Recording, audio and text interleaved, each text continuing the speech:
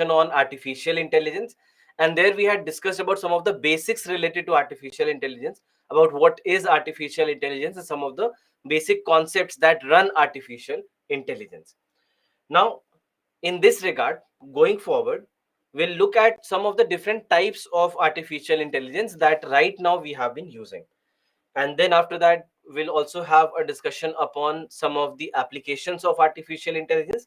And then with regards to India, the future and the problems that we are facing.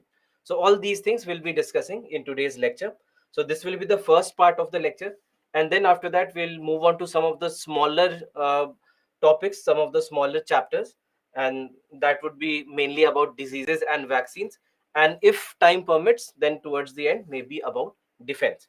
So these are the things that we are going to discuss in today's class.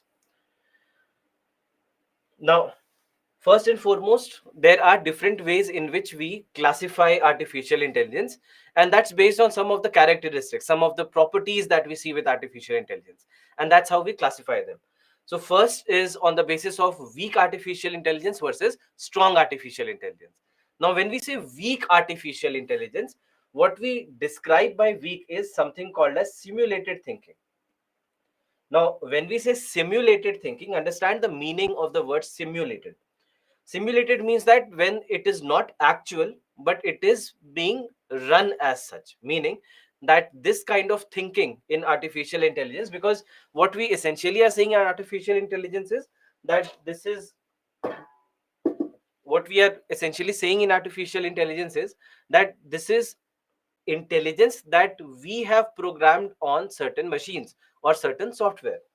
So we are training them, we are providing them with data, etc., so that they could understand how to comprehend something, or they could work on certain data. Now all this is simulated because we have trained them to do so, and they can only do the jobs that we have trained them to do.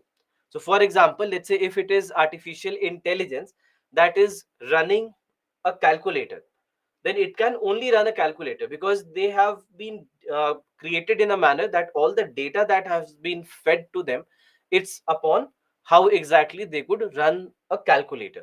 So that's why we see that there are all these kind of things, and that's why when it comes to weak artificial intelligence, it's only the way in it would be only able to think in the manner in which we have trained them to think.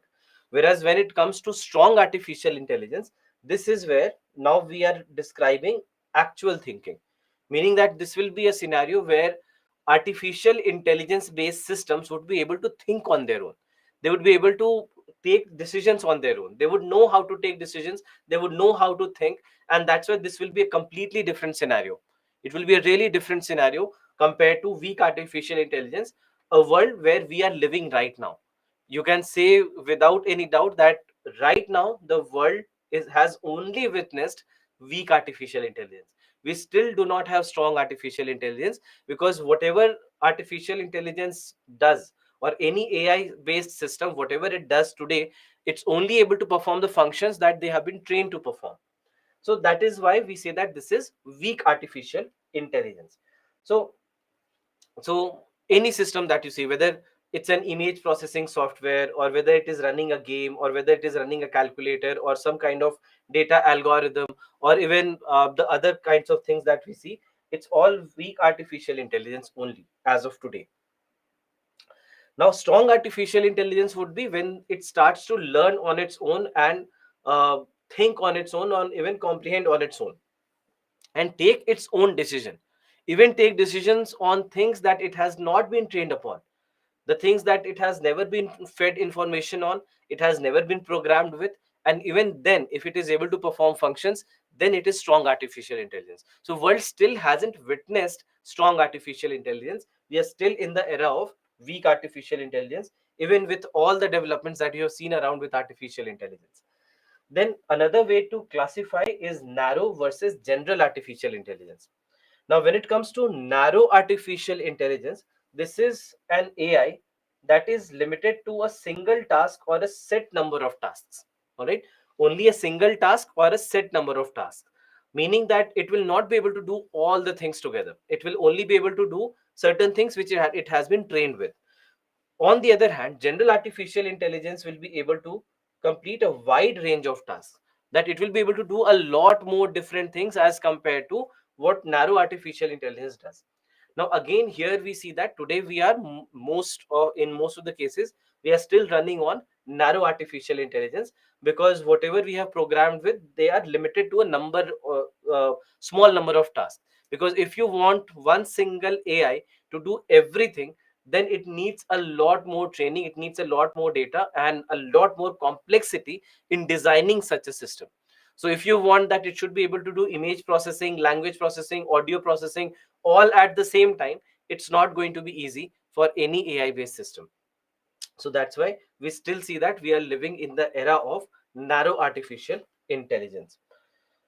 Now, when it comes to this particular scenario, there is one more new artificial intelligence that we have started seeing since last year, November of last year, and this is generative AI.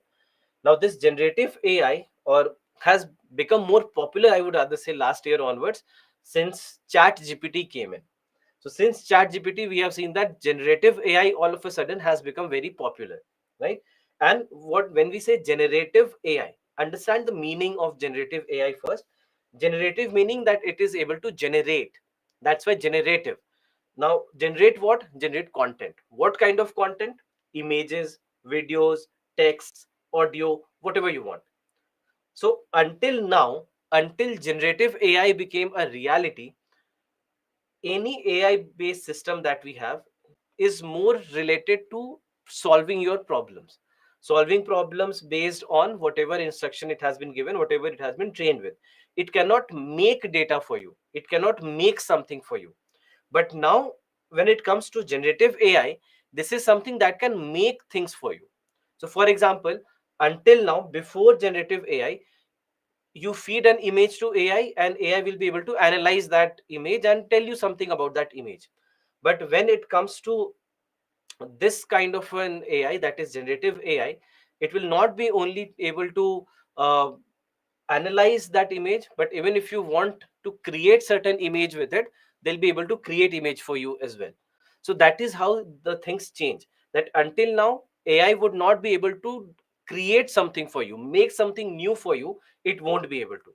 But now with generative AI, it will be able to make new things also for you, whether it is image or video or text or audio or whatever it is. So in all these cases, so that's why this is a type of artificial intelligence that is designed to create new content such as images, videos, texts, or music that is similar to or indistinguishable from the content created by humans. So that's why it becomes very crucial, because until now, let's say, if you do any image search, if you want to make an image, then you would have to use a lot of softwares and try to bring in your own creativity into starting to draw those images and make those images. But now something like this could be done. All right, so this is an example of your generative AI based on something called as uh, a kind of AI called as dal E. Now, you realize, I'm sure you recognize who this painting is of. This is, yes, this is the Mona Lisa painting. But is it little different? It, yeah, it has a mohawk, correct? So the original painting, of course, does not have a mohawk. But now this is something that you can do very easily. You just have to go to Dali, and you go to Dali and type there that I want Mona Lisa with a mohawk, and this image will appear. And you can really create anything. You can really create anything that you want. A lot of images that I use in the lectures, they are images that I've created through Dali, and it's easy to do so. That I'll just have to type the instruction, and based on the instruction it will be able to create an image, create a new image. Now just imagine how this changes the entire world. That for me the things become very easy, that I'll not have to go to an artist, tell them that this is what I really want, this is how I want you to modify the image for me, this is my idea, this is my picture in mind. And I'll have to give them all these instructions. Then they'll also take a couple of days, and they'll come back with the image, and then maybe with further modifications I'll be able to finalize upon an image that probably I wanted to use in the classroom. But now it doesn't matter. I'll just have to go to Dali. I'll just type whatever I need. I'll give the instructions. Some kind of image would come. I'll modify it further according to my requirements. All those modifications further, maybe in just 5 to 10 minutes, I would be ready with the image. So that is how the things now change, and this has both positive and negative impact. That on one hand, the positive impact could be that anyone who wants to create content, they would have immense possibilities and they can do a lot of things, right? But at the same time, a lot of people who are dependent on these kind of jobs, they are threatened now.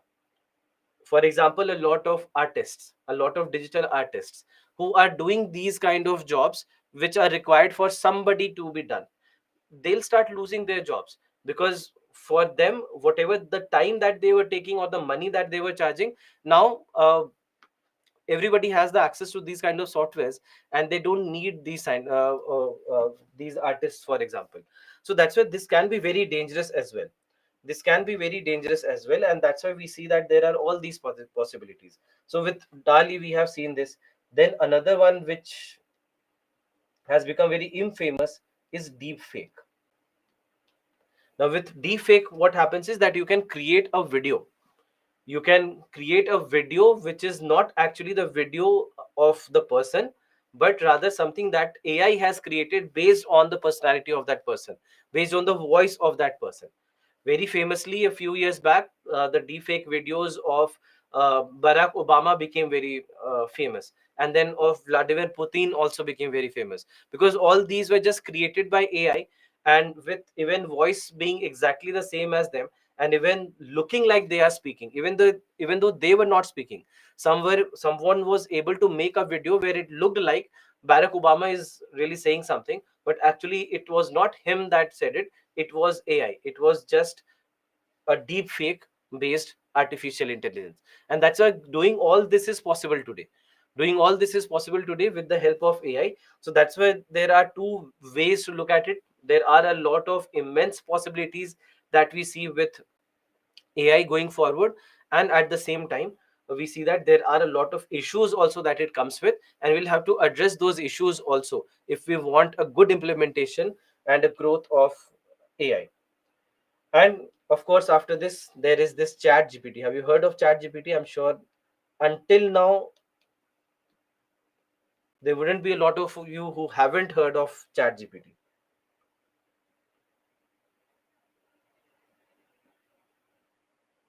Yeah, OpenAI developed it, correct.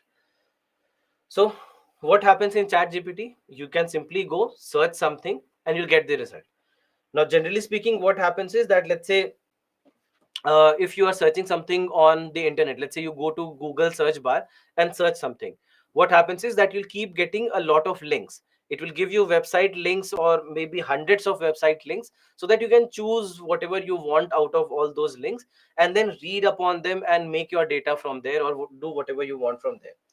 Now with ChatGPT, what happens is that you simply have to type whatever you want, and it will give you an answer to that. Just look at this example. Give me a script for a 10-minute lecture on artificial intelligence, and it can really do that, correct? So I just typed this just to show you that what exactly happens. I'm not saying that I took the script from here and I'm teaching the same thing. No, not at all. But this is what I get. So when I said that give me a 10 minutes lecture script, I got the 10-minute lecture script. So that is how we see that the things can change. That now the problem also has to be understood, that whatever Chat GPT gives you, there is no guarantee that Chat GPT is giving you correct answers. That all these things that it has written, there is no guarantee that it has given you correct answers, because you also have to understand how exactly any generative artificial intelligence works. All right, any AI based system, how exactly it works, you also have to understand that. So when it comes to any generative AI, it would first be trained on a lot of data. It will be trained on a lot of data so that it can recreate anything based on everything that it has been fed. So for example, when it comes to chat gpt has been fed millions of internet pages, so that it will digest all these millions of pages, and then when something is asked of ChatGPT, then it will search from its database and it will create a new answer based on everything that it has. Now, when it takes data into account, there is no guarantee that it has taken the most authentic data out there. There are chances that it will take the most popular one instead of taking the most authentic one. And there's no guarantee that the most famous page or the most popular page is actually the most correct page also. So that is where the problems lie. And there are multiple examples. I mean, when we search, I see a lot of mistakes, but I see a lot of mistakes because I already have a background and I know in a lot of cases what's correct and what's not. So that's why I'll be able to understand wherever it makes mistakes. But it's not every time that you'll be able to understand its mistakes if you are new. That if, let's say, you search something on generative AI and you do not have a background itself in generative AI, you'll believe every word of whatever it writes there, but there's no guarantee that that was correct. Especially it happens, let's say, in a lot of cases in history, etc., where there are multiple interpretations of history, there are multiple ways in which various authors have written about the same historical context. But what then happens is that when you go to chat gpt and ask about something, they will not give you every perspective, correct? They'll give you one of the things that they might have picked up from somewhere. So there is no guarantee to the correctness of the information. And I have first hand accounts of a lot of these things. One of my friends had given me a probability problem to solve. It's just a 1 month old story. A probability problem to solve. It looked a little complex, but I solved it. But I did not have the confidence that I wanted to understand whether I am correct or not. So I searched on the internet. I had gotten the answer 63%, and I saw certain pages where the answer was given as 63%. So then I knew that, okay, fine, I have the correct answer. But then I fed the same information on ChatGPT to find the answer and find the solution that ChatGPT writes. And the answer that I got on ChatGPT was 15%. So I got 63%, ChatGPT got me 15%. It's a big difference. If it was 60 or 65 or 70, I could still have tried to figure out and see where we differ, where I am different. I'm computing something differently from what the answer is being given. Then I, in the next chat, I said that I think your answer is wrong. I typed this, that I think your answer is wrong. I think the answer should be 63%.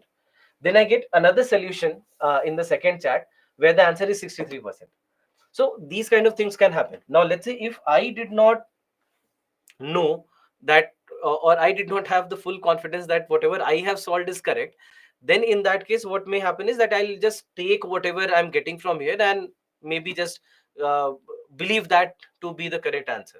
So that's why there are all these problems that we have right now, that it is making your job easier, it is making your life easier, but your knowledge or your pre-existing knowledge also matters a lot. Otherwise you'll be blindly following everything that is given there, and a lot of things there could be completely wrong. So that's why you already always have to be very mindful whenever using these kind of things, because they are just growing.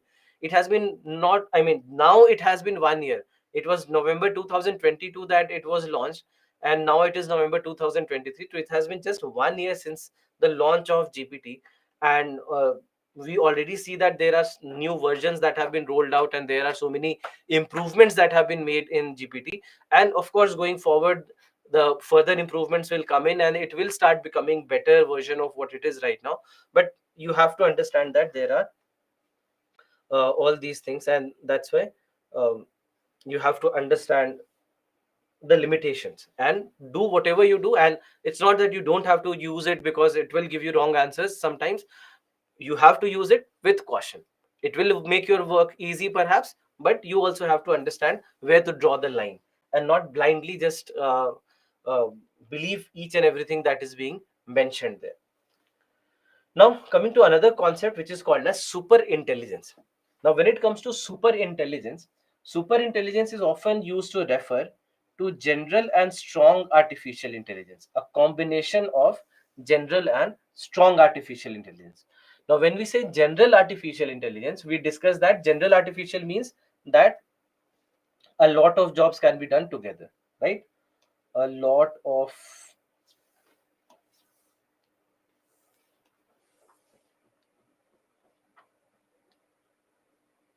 work, a lot of different types of work, right? A lot of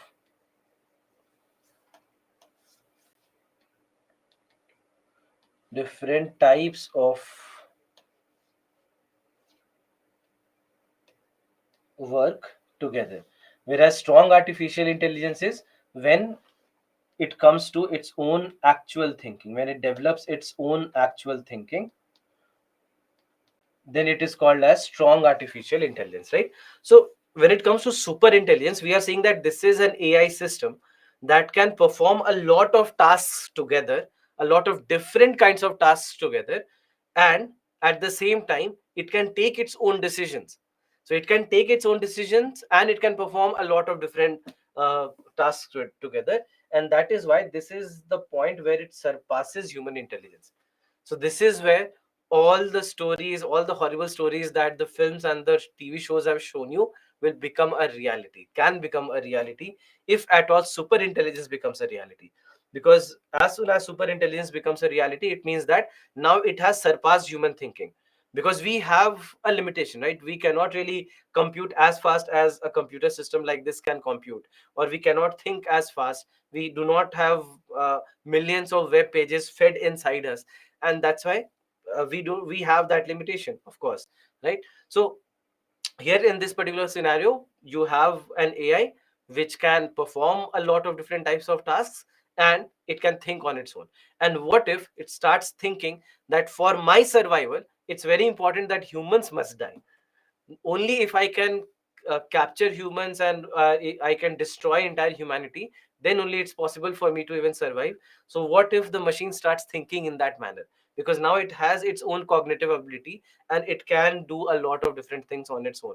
So that is where all the nightmares that we have about technology and all the things that many of the science fiction films etc have shown can actually become a reality.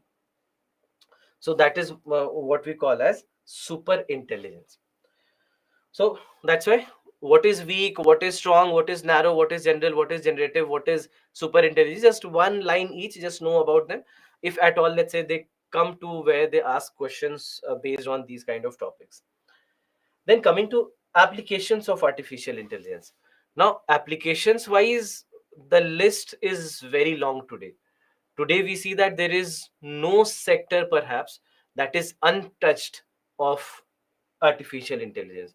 There is no part of our being that is untouched by artificial intelligence. So, whether it is the finance sector, legal sector, manufacturing sector, intelligent robots, medicine, smart cities, cybersecurity, gaming, agriculture, business, education, I can keep writing, space, defense, communication, electronics, the list goes on, right? The list goes on, and there is no stopping artificial intelligence right now. The way it has been growing, the way it has been accepted by companies and people world over, there's no stopping artificial intelligence right now. And that's why there is no sector where you can say that artificial intelligence is not being used today. In one way or the other, artificial intelligence will find a way to get used there as well.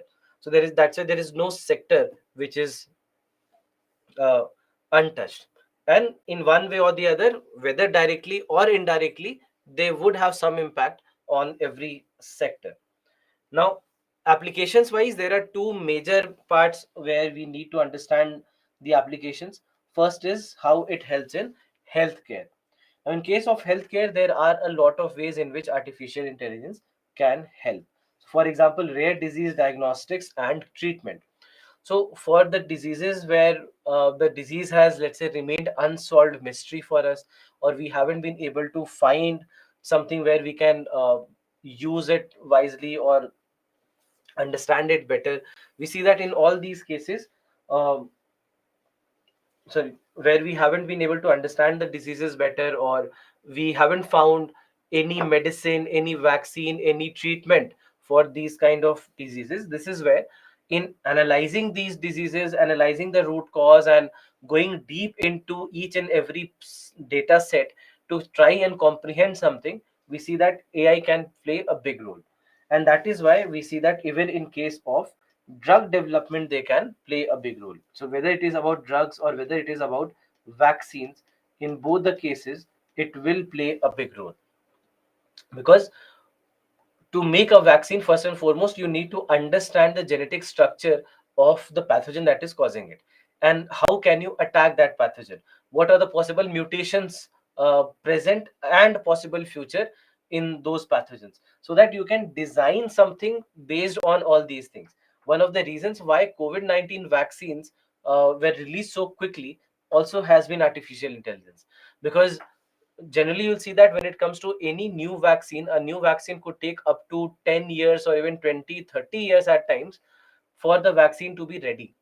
This time we saw that vaccine was ready in like 9 to 12 months of time, correct? So that's why we got those medicines much quicker compared to what the actual scenario could have been. So that is basically where we see that AI can become very, very crucial. So in each and every one of these sectors, or each and every one of these applications, we'll see that there is one way or the other artificial intelligence will find its way. Similarly, one more important area is agriculture. That how in agriculture also artificial intelligence can be of important use. So, for example, in the prediction of the crop productivity, and also even forecast of the prices, that based on the productivity, based on what is expected to happen this year, what are the price predictions also, so that farmers can also start planning accordingly. They would also understand that this is something that is predicted, and accordingly this is how our preparedness has to work. This is what we need to do. Similarly, each and everything, the insights, even in spraying or even making robots, agricultural robots, there also AI can play a big role. So that's why we see that uh, there are a lot of ways in which AI will be very, very useful, because it will be able to basically analyze data for you very quickly, and also look into some of the things that we might have never seen. They would be able to even compute things faster, predict things faster, and that's why then with proper review, it will be a very, very important boon when it comes to these kind of sectors. So that's why the list is uncountable. The list is uncountable of the things that it can do. So anything wherever you need some kind of intelligent thinking, some kind of fast processing, in all these cases AI becomes crucial. Read this question. This was asked in your 2020 paper. So the answer is yes, it can be done. How exactly? Because we would know about which unit in the manufacturing or the industrial unit is using how much power, and at what time does it use how much power, at on what day does it use higher amount of power, when does it use lower amount of power.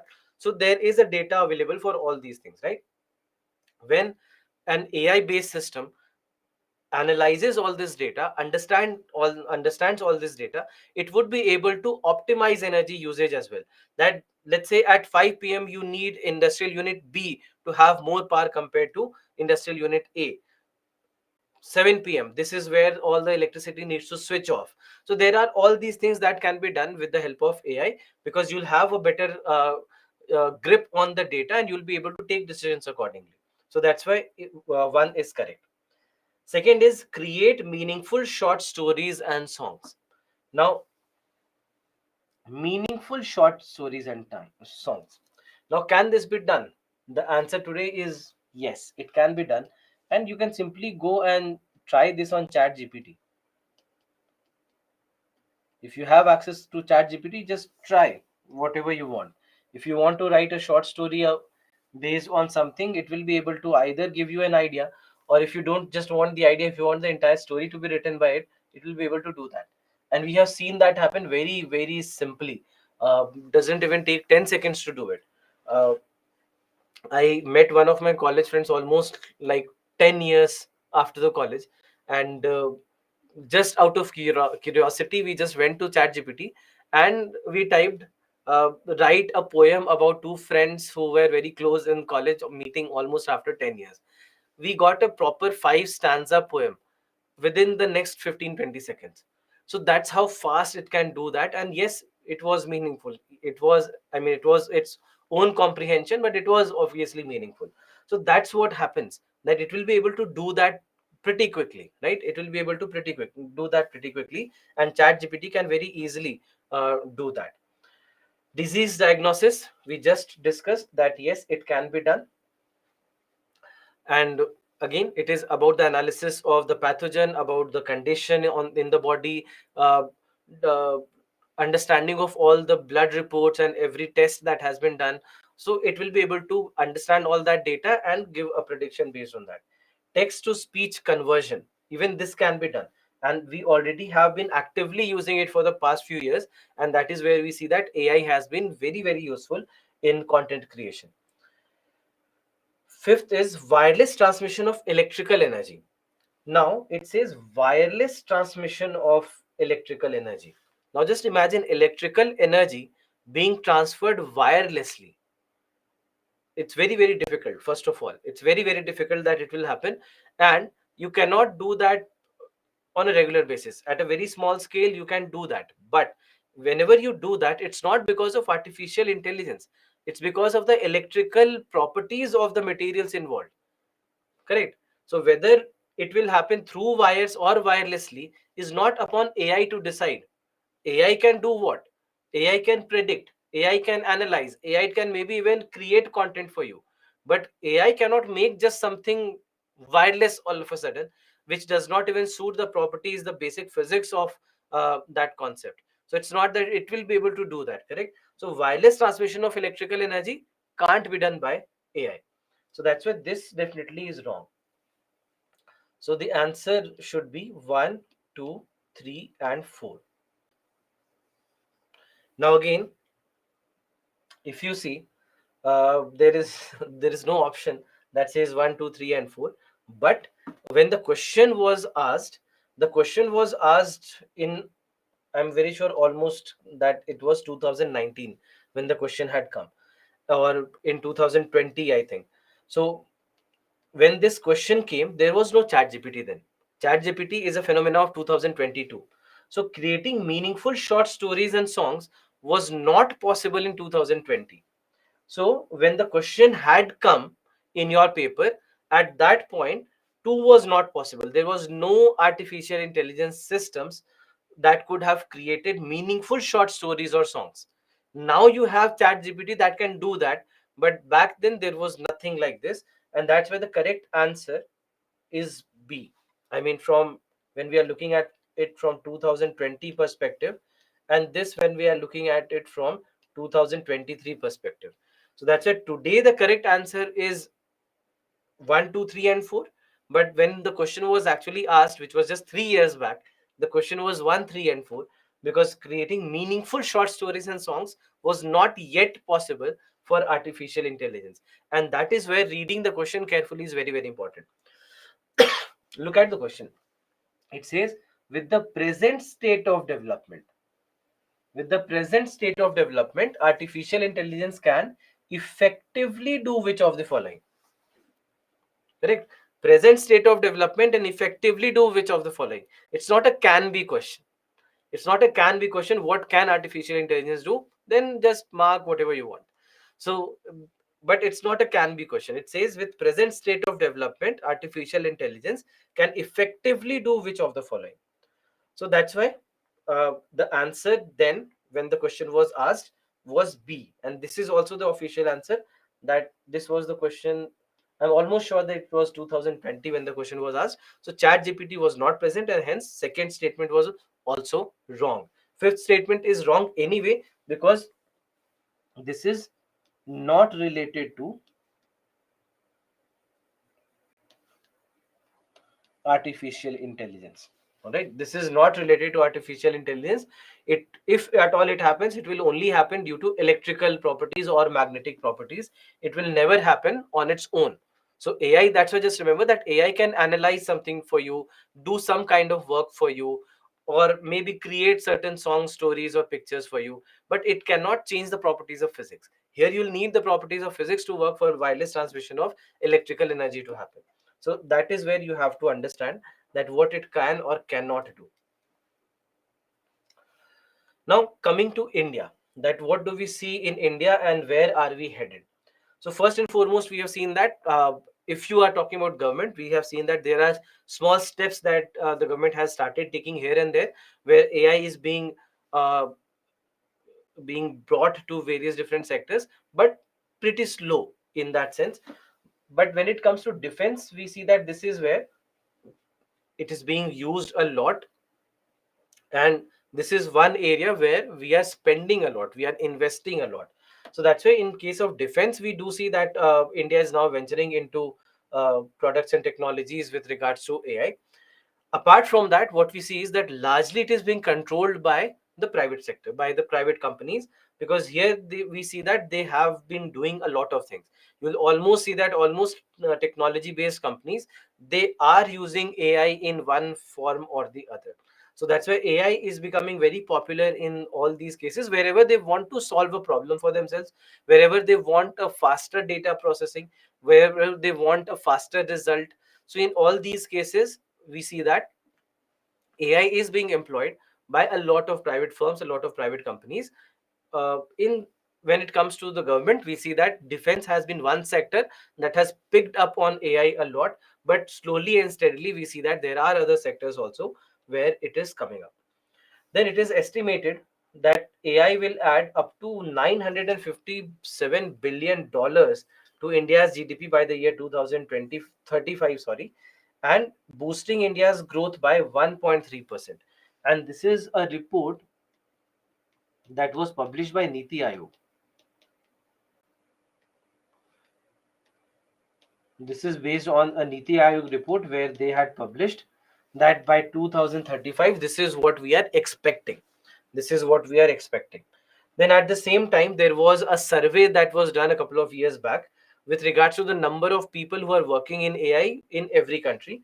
And there we saw that India was at the ninth position with regards to the AI specialists who are working in this field. So that's also significant that we are among the top 10 countries of the world with regards to AI. At the same time, to focus more on AI, to also promote AI more, what we have now seen is that AI also has been allowed as an elective subject in class 9 in CBSE schools. So that is also, you can say, one of the ways in which AI can be promoted, because this is one of the issues, if you remember, that we talked about robotics, that how robotics hasn't fared well because it's almost absent from our curriculum. Neither in schools nor in colleges, nowhere anyone is reading about uh, robotics as such unless somebody is specializing there. Correct. So that is where we see that uh, promoting AI like this would be a welcome step, because now at least students will have a basic understanding if they want, and if they are interested, it's an elective subject. So that's why if they are interested, they can really go through it, and they probably will be able to generate some interest here and maybe make a future out of it. Then what we saw was that IIT Hyderabad, it became the first full-fledged, became the first college with full-fledged BTech program in AI, with full-fledged BTech program in AI that until now was not seen in none of the colleges. But after that, we have seen that there are a lot of other colleges also which have started adopting AI as a part of their curriculum, as a part of their modules. So that's why they are providing this BTech and BE courses. A lot of government as well as private colleges have now started doing that. But it was all started by uh, IIT Hyderabad. Then coming to the possible areas for India, that what exactly are the areas where it will be useful. So first and foremost, it can be made a part of the Digital India mission, and the government already is discussing it, that how exactly can we make it a part of Digital India mission, in what all ways possible. Then it will help in targeted delivery of services, schemes, and subsidies. Now, overall, for the government, it becomes very, very crucial because they'll be able to cater to uh, the required population or the target population, so that whether it's a new scheme for them, whether there is a new provision or any new services that are available, the government can directly reach out to the people, and that also becomes very, very crucial in a democratic economy. So that's why we'll see that it will really help there. And overall, that's why there are multiple different ways in which it will be able to help in governance. So that's why this is one thing that you should always remember, that how exactly AI is going to help in governance.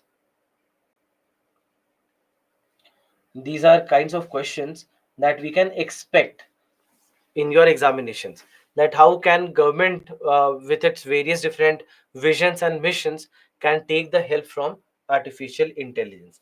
Then apart from that, in border surveillance and monitoring, in weather forecast, in road safety and crime data analysis, disaster management, counterinsurgency and patrolling operations, in all these cases we see that we'll find the use, and we already have been trying to understand how exactly we can make the use of AI in all these different cases.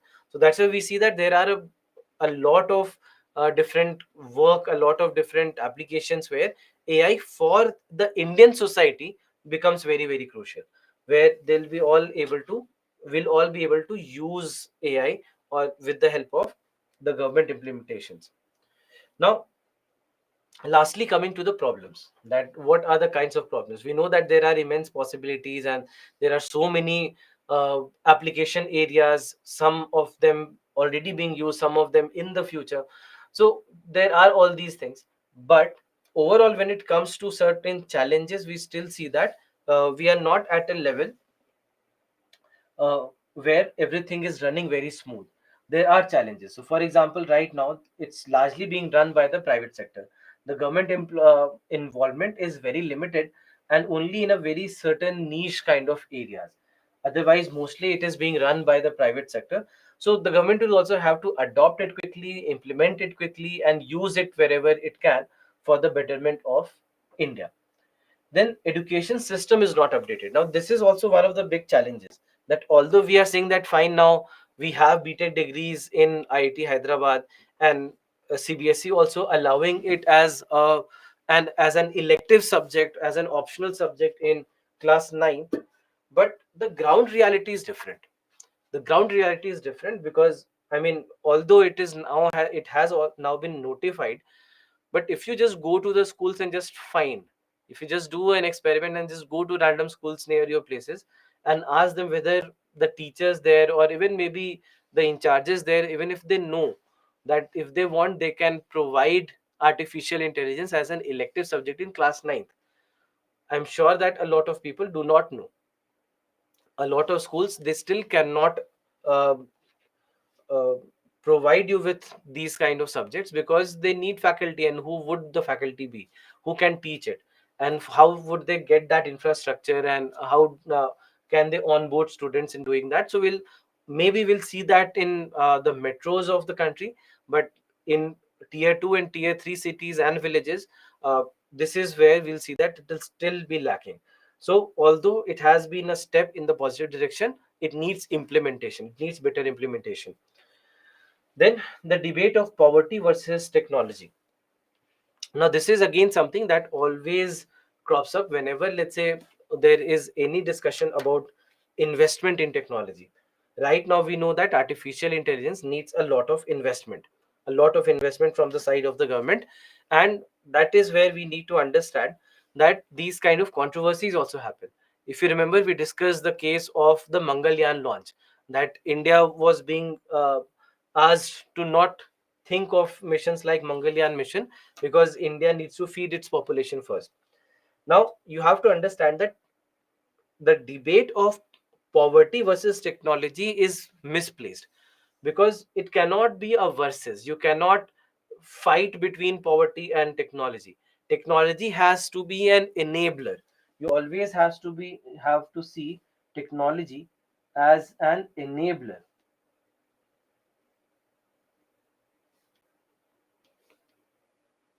to end poverty. Because with advancements in technology, we'll see that more and more people will be able to get certain benefits, and that's where technology can act as an enabler. That if, let's say, we had not spent money on space technology, then today we would not have the kind of agriculture that we have. We would still be in the same era of 1970s and 80s, where we had no control on our agriculture. So we see that space technology in a lot of ways has helped. It has also helped in disaster management, it has also helped in improving our communication. So there are so many ways.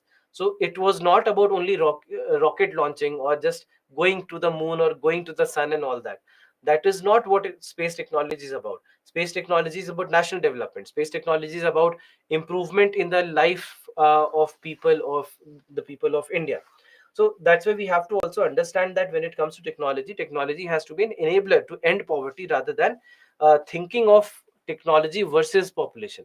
Because then poverty, because what happens then is that the spending on technology then is pretty less, and that's the problem right now in India, that we do not spend a lot on technology. If you look at the budget, and if you just go to the entire breakdown of budget of last year, or last to last year, or 5 years back, or 10 years back, or 15 years back, you'll always find that the spending on technology in India is very, very limited compared to many of the other countries.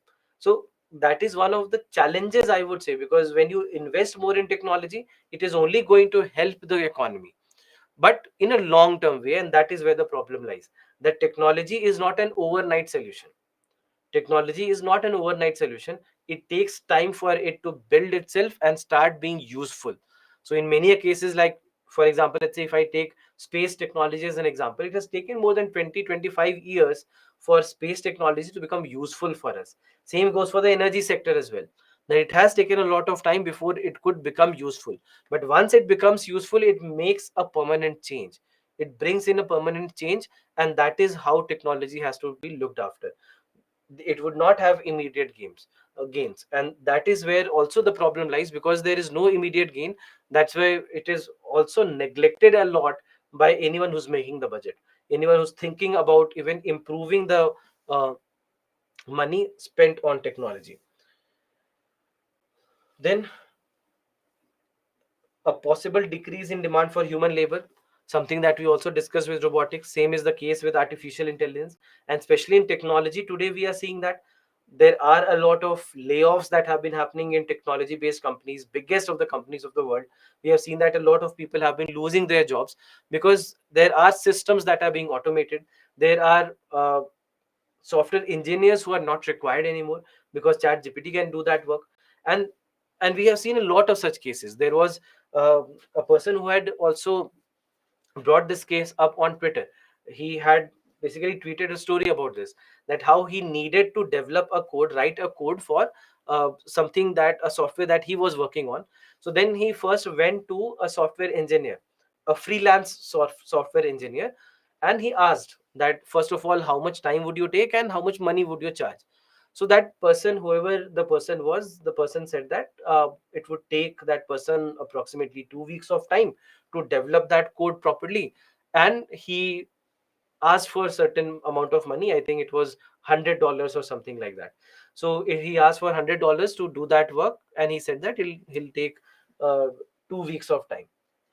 Then this person, instead of going to that person for the job, searched the same thing on chat gpt and got the codes in the next 5 minutes.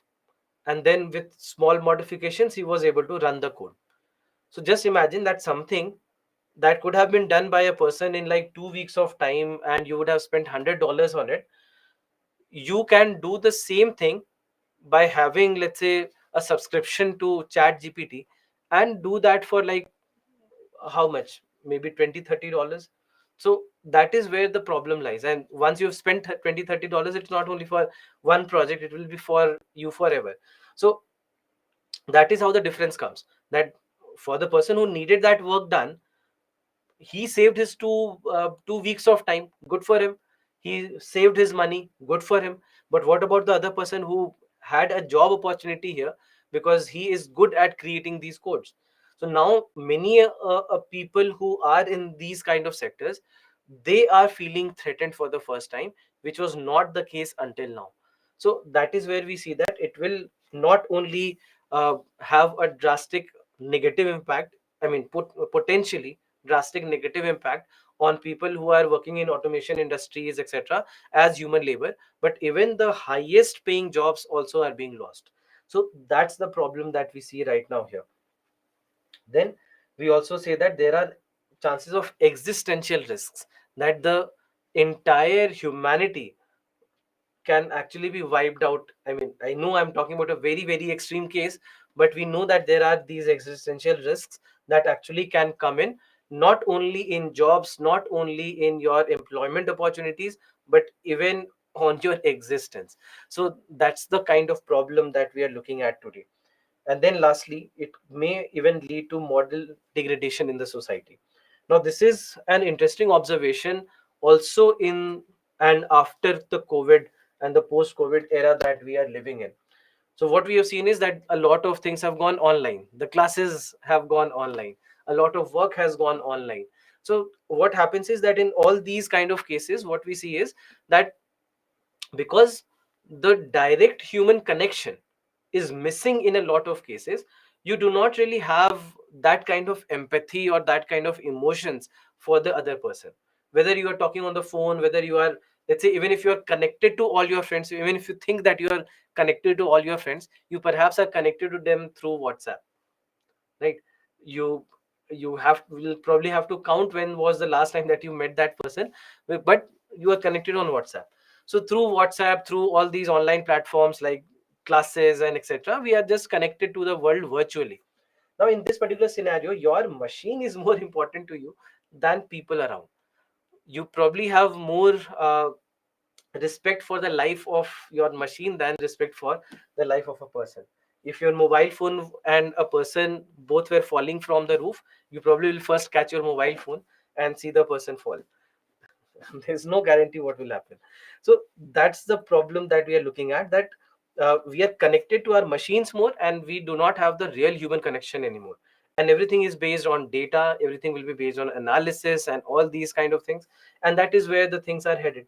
So that is a problem. I mean, even if you go to a restaurant search on any platform like, let's say, Zomato, Swiggy, etc., whatever you might have used, you'll first see the rating. Probably you just put a filter of rating, 4 plus, 4.5 plus, and so on, and then you start the search. So so everything is data driven now. So you do not know what's good, what's not. Maybe something has which has not been rated well, has not been rated well because somebody else did not like it, but this is what you might have liked. But you would never know because you have put a filter, and those things do not even qualify as a part of your filter. So there are so many things, right? There are so many things that we are looking at. And everything, I mean, these classes are feedback based, that you will give a feedback to me, I probably would give a feedback to you. So everything is just based on feedback. So whether a faculty is teaching well or not will only be seen with the feedback rating that the faculty has, and that's the reality of the day. So there are all these things that we see, that all these things are happening. Now many a times there is a lot of subjectivity in all these things also, and that's why we are talking about this moral degradation, because we are not directly connected to the people around and the people you are working with or your colleagues, etc., and that's why you probably do not have the same respect for them than you otherwise would have had. So that's why there are all these challenges that this technology also brings in, or AI also brings in. So we also have to be pretty aware of all these realities of today. So this is about this chapter. Any question if you have, please let me know. Of the machines used to get AI, all are not equal. It makes demand, it is making demand in poor families. Yeah, you can say that. I mean, the technology is not feasible for everyone, and it's not easy for everyone to pay. So, for example, let's say even if, let's say, you want to use Chat GPT or GPT-4 as the version is right now, I think you have to pay almost rupees 2,000 per month. So the annual subscription is rupees 24,000. So it's a big uh, commitment, big subscription cost. So that's why not possible for everyone, only the people who can afford it. How subjectivity with respect to chat gpt? Subjectivity comes in because there is no guarantee where the data has been taken from, where the answer has been taken from. So they just have analyzed a lot of websites and lot of data that has been fed into the system, and they are giving you the result based on that. So many a times it may not be the correct result, it might be the popular result, or it might be a result that has been taken from some of the most visited pages. So there are all these possibilities.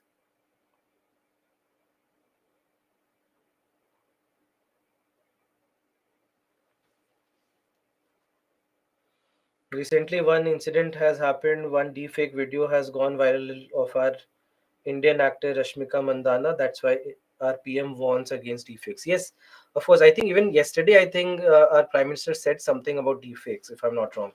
So so that's why we understand all these problems, we understand about all these possibilities, that you would never even know what's correct and what's not. And these systems are only going to improve. We are still seeing the early days of the developments of these systems. You do not know what direction it can actually take.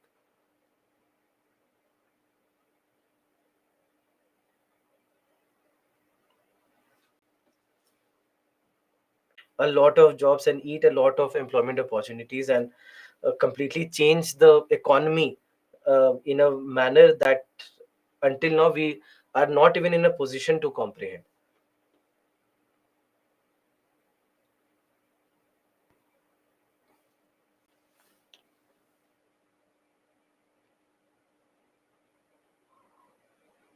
I didn't understand the point. Study of ancient literature on medicines. So basically, what we are saying is that when it comes to the ancient literature is very different. Even if you are saying that the same language existed, you'll see that the language also evolves. So the kind of, let's say, language that we were using, let's say if you take a classical language like Tamil, then Tamil, what was there 2000 years back compared to what you have today is different, because it also has evolved over time. So that classical Tamil is very different from the language of the day. So that's why we see that there are all these things that happen, and there are a lot of parts of the language that are lost over time. So that's why something that was written back then, today we do not even know how to comprehend them. So that's why this is where AI would also be useful in comprehending things that we haven't been able to.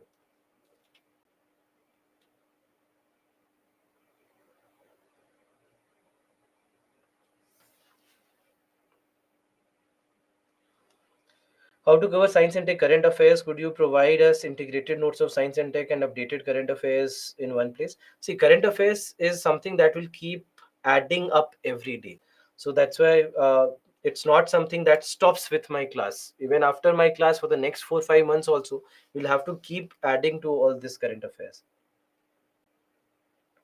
Google search is also AI. It is also using AI. Yes, for sure.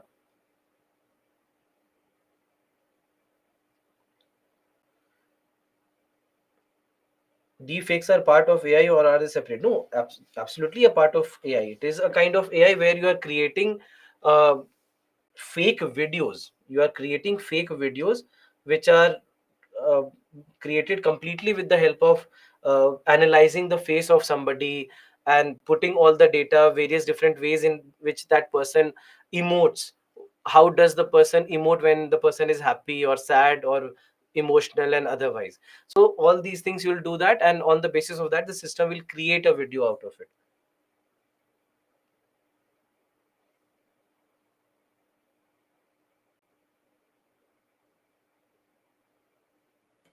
How to use DALI site? You can simply go to chat gpt, you go to chat.openai.com. There you'll see that you'll get all those options to use different types of gpt.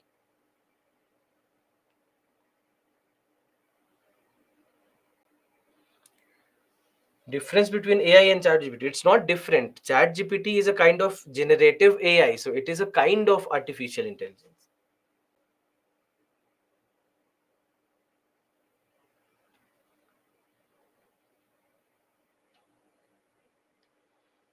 How to earn using AI? There are a lot of ways. You become a content creator in one way or the other.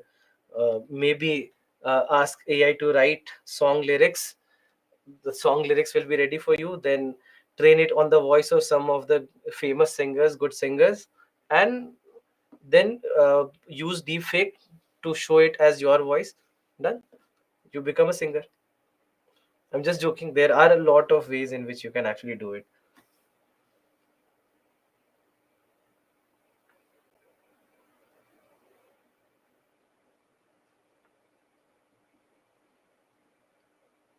Strong AI is dangerous. Yes, of course, it can be dangerous.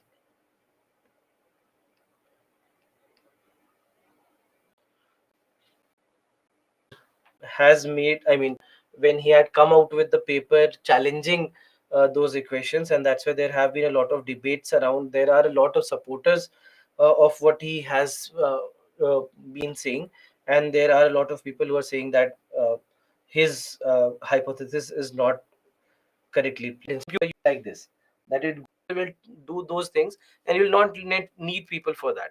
And that is what the job graph also shows, that if you see uh, the data for number of jobs versus year, so what you will see is that this data goes something like this, that it goes something like this, then there is a dip, and then it takes up like this. So this was the original flow, and then it just spiked.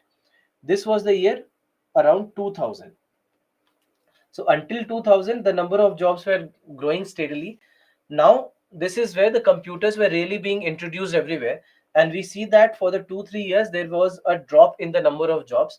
But after this, because of the number of jobs computers actually created, we saw that the number of jobs, the graph of number of jobs just spiked.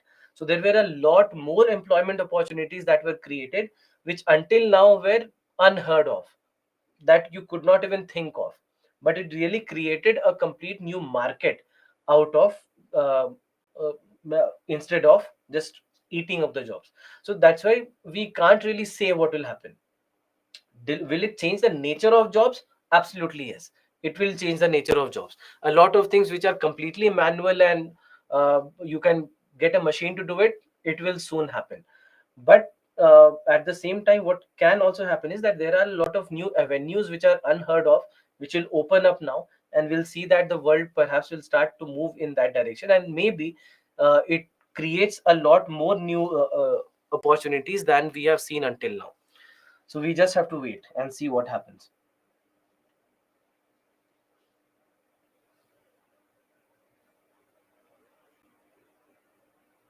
Chat GPT failed UPSC prelims examination, uh, indicates its poor accuracy. Actually, it does not uh, indicate its poor accuracy, just that it did not have the current affairs information. If it had current affairs information, it would have done much better than it did. So for example, today I'm sure that if you ask chat gpt to write your prelims examination, it will start doing much better than it did and how it became famous last time. So the things will change and things will keep on changing like this.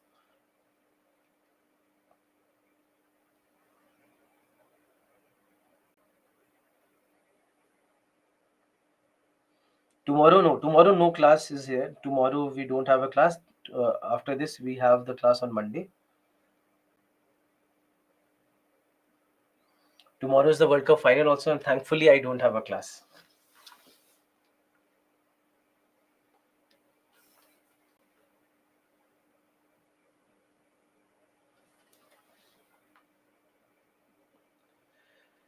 From this chapter, mains questions will come. Yes, this year, 2023, there was a question. We'll discuss that later. There was a question. Yeah, tomorrow is Chhat Puja also, correct. So for those of you celebrating, happy Chhat Puja.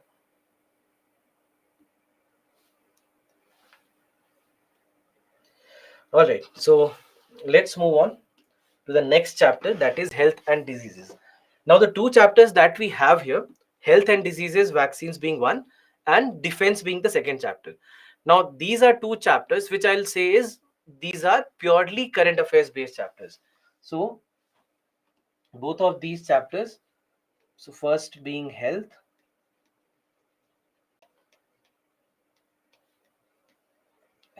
diseases, and I would even say vaccines, this being one, and the second one being defense. These two chapters are going to be current affairs based chapters, right? And that's why, more than what we are covering here, the basics that we are covering here, perhaps these basics will not be as important as the individual news articles that you will read related to these areas. And if you look at even the last 15, 20 years of question papers, you'll find that whenever the questions have come from these areas, they often have come in the context of current affairs. They have been asked only because they were in the news for one reason or the other. So that's why you have to be very mindful of this particular fact. And in this particular scenario, and I'll also take a couple of examples of where I feel that these topics in the coming year could be very, very important. So I'll take those examples also so that you have a better understanding of what's happening. So first and foremost, when it comes to health and diseases, understand what we mean by disease. So disease, we know that it is nothing but any malfunctioning process that interferes with the normal functioning of the body, correct? Anything that interferes with the normal functioning of the body will be called as a disease. Now here there can be two types of diseases. If you see this chart, there can be two types of diseases: congenital disease and acquired disease. Congenital diseases are the ones that are present since the birth. The child is born with this disease. So these are called as congenital diseases. On the other hand, we have acquired diseases. So acquired diseases are the ones which develop after birth. All right. These are the ones which develop after birth. So in this manner, what happens is that these can either be communicable or non-communicable diseases. So congenital diseases, for example, some kind of either maybe genetic disease that the child has been born with, or maybe it could be something else. It could be a precondition that the child was born with. So it could be something like that. For example, there are children who are born with some kind of small hole in the heart. So those kind of things are called as congenital because that's a pre-existing condition in them. Now out of acquired, it can either be communicable or non-communicable. Communicable meaning that these can be transferred, that if I have it, maybe I can transfer it to the people who are living around me. So that will be called as communicable. It will spread from a diseased person to a healthy person. These communicable diseases, they are also called as infections. These are also called as infections. Now infection also is a term that many a times is misused, that we often use the term infection for a disease, that any kind of disease we just say infection. But always remember that infection is, medically infection is a term that should be used only with communicable diseases and not with anything else. Now in this particular scenario, these are infections, and then you have non-communicable diseases which will not spread. It will remain localized in the person who is suffering from that disease. So that is what we'll see in case of non-communicable diseases. So that's why they do not spread from a diseased person to a healthy person. Now in this particular scenario, we see that there are a lot of different types of non-communicable diseases. So that's why this is how we classify. All right, this is how we classify between congenital and acquired, and the division between acquired as communicable and non-communicable. Now often what you'll see is that communicable diseases are based on some kind of pathogens. They are caused by some kind of pathogens. So these are pathogen based diseases. Now pathogen based diseases, meaning that either a bacteria or a virus or something else would cause this disease. So that's what we call as communicable. Now in case of communicable diseases specifically, what we see is that it will spread, right? It can spread from one person, diseased person, to another. And it could be contaminated food, water, contact through insecticides, animals, etc. In all these cases, it will be called as communicable. So that's why in this kind of a scenario, they would be caused by different causative agents, which are called as pathogens. So pathogens could be microorganisms. They can be largely microbes. Let me not write microbes, otherwise you'll think that it's only microbes. These are, let's say, bacteria, virus, when protozoa. So all these different types of uh, organisms may act as a causative agent, and that will be called as a pathogen. So examples being hepatitis, measles, HIV, etc. They are all examples of communicable diseases. So communicable diseases can either have a direct or an indirect transmission. Direct transmission, when you're directly getting in contact with the disease. So for example, direct contact between infected person and the healthy person. So smallpox, chickenpox, syphilis, all these are examples of direct contact based diseases. Even in case of, let's say, when you come in direct contact with a COVID-19 patient, so there also we know that it's very easy for it to infect another healthy person as well. Then we have droplet infection, which happens because of some kind of tiny droplets in terms of mucus that is released when somebody coughs or sneezes, in all these cases. So we have seen that with COVID-19, and that is the reason why in case of COVID-19 we are all asked to wear a mask, because wearing a mask, first of all, if you are infected, it will help you not spread the disease, and at the same time, if there are others who are diseased, this mask will protect you from them. So it goes two ways. So you should not infect and you should not be infected, and that is why these masks. So that's why we see that all these are droplet infections. Then after that, when it comes to uh, another way, it could also be contact with soil, often seen in small children, where the soil might be contaminated and they get in contact with it. Then also animal bite. Animal bite like rabies. In case of rabies, so what happens is that if a rabid animal, let's say a rabid dog, bites a person, then that person also can get infected with rabies. So that's why animal bite can also transfer the disease from the animal to the human. So all these are direct transmission methods. Then there could be indirect transmission methods. So for example, vectors. What are vectors? We had discussed this. Vectors are carriers, right? Vectors are carriers. So houseflies, mosquitoes, cockroaches, etc., they can become the carriers of the disease. Now this is where you have to understand it is different from animal bite, because in case of animal bite, it was direct contact because that animal already is infected with rabies, whereas houseflies or mosquitoes or cockroaches, they are not infected. So for example, let's say malaria or dengue or chikungunya, etc. So in all these kind of cases, the mosquito that is biting the person and leading to that person acquiring the disease, the mosquito is not infected. Mosquito is just carrying the virus or carrying the protozoa, and it is just delivering to you. And then that person, whoever it has been delivered to, can get affected. So that's why, remember why we are saying that this is indirect contact and that was direct contact, because there the animal was already infected. Here, these are not infected. Then it can be airborne, object borne, or waterborne. So airborne, when these are just suspended in the air, and the cyst probably is suspended in the air, and that would lead to a further complication. Then it can be object borne. So object borne meaning, or also called as fomite borne, that they might be residing on some surface, like for example clothes, utensils, toys, door handles, taps, etc. Now, this is where, in case of COVID-19, also we have seen something like this,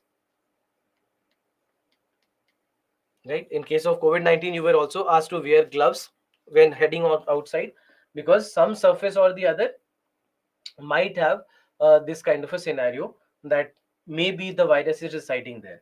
So, and different surfaces, we knew that on different surfaces, COVID-19 could last for different amount of time. On some surfaces, only for 2 or 3 hours. On some surfaces, for even for 10 hours. So that's why we had to wear the gloves, etc. Also. and then waterborne diseases. So waterborne diseases such as cholera, diarrhea, hepatitis, jaundice, etc., they all are where we see that the water is contaminated with the pathogens which are causing these diseases. So that's why we see that in all these kind of cases, an indirect transmission is also possible. Now, coming to the non-communicable diseases, we see that there are all these diseases that are not generally related to any pathogen, but they are related more to other problems. Either it could be malfunctioning of a body organ, or it could also be about our lifestyle. And that's why today many of these diseases are also called as lifestyle diseases. Many of these are also called as lifestyle diseases. Now, why lifestyle diseases? Because an incorrect lifestyle or an improper lifestyle can cause these kind of issues. So that's why we are talking about lifestyle diseases, and many of them we have seen that a lot of these cases, whether it is blood pressure or whether it is about diabetes and all these cases, we have seen that all these cases have been rising. All these cases have been rising even in the population that had never seen it. In the younger population, people who are 30 minus or 30 to 40 years of age, in these populations it was never seen. These were diseases that used to happen in people who are at least 50 plus years in most of the cases. So it was never heard of in people who are just 25, 26, 30, 35, and so on. But now we see that all these things have actually started showing up. In all these diseases have started showing up even in much younger population, and that's basically because of lifestyle. Whether it is about your lifestyle, your eating habits, sleeping habits, all these things can lead to these diseases. So that's why we have seen that a lot of these cases have started rising. But then there are other such cases also which are, for example, cancer. Now cancer can also be a lifestyle disease, but there are a lot of unknown reasons for cancer too, and that is where cancer has become one of the most problematic unsolved diseases for us in for since we have known about cancers. Because we know about certain factors that can lead to cancer. For example, we know smoking can lead to lung cancer, tobacco can lead to cancer. So we know that these can become factors, that these can lead to cancer.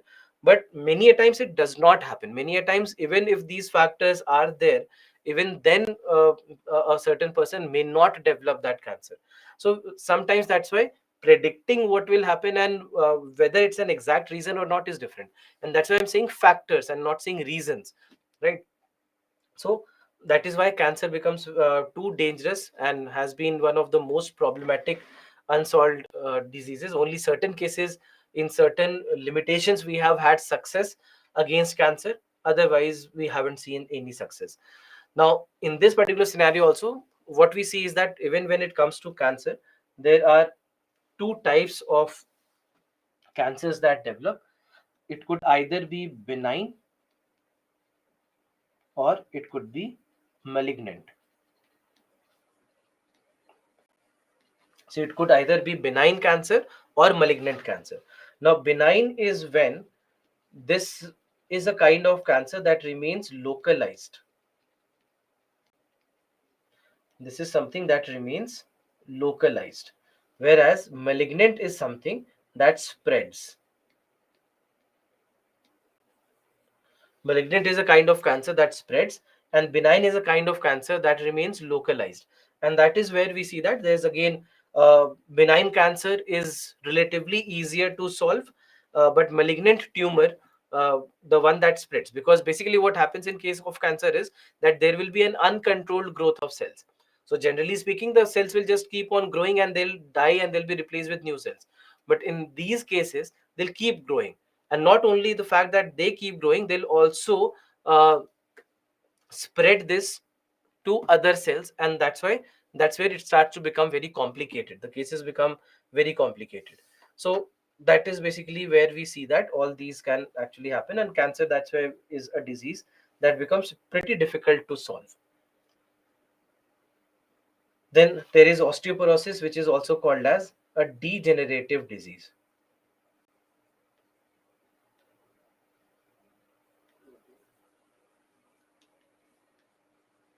we say that it is a degenerative disease. So degenerative disease basically are diseases which happen with age, right? Happens with old age, largely with old age, when organs start to malfunction.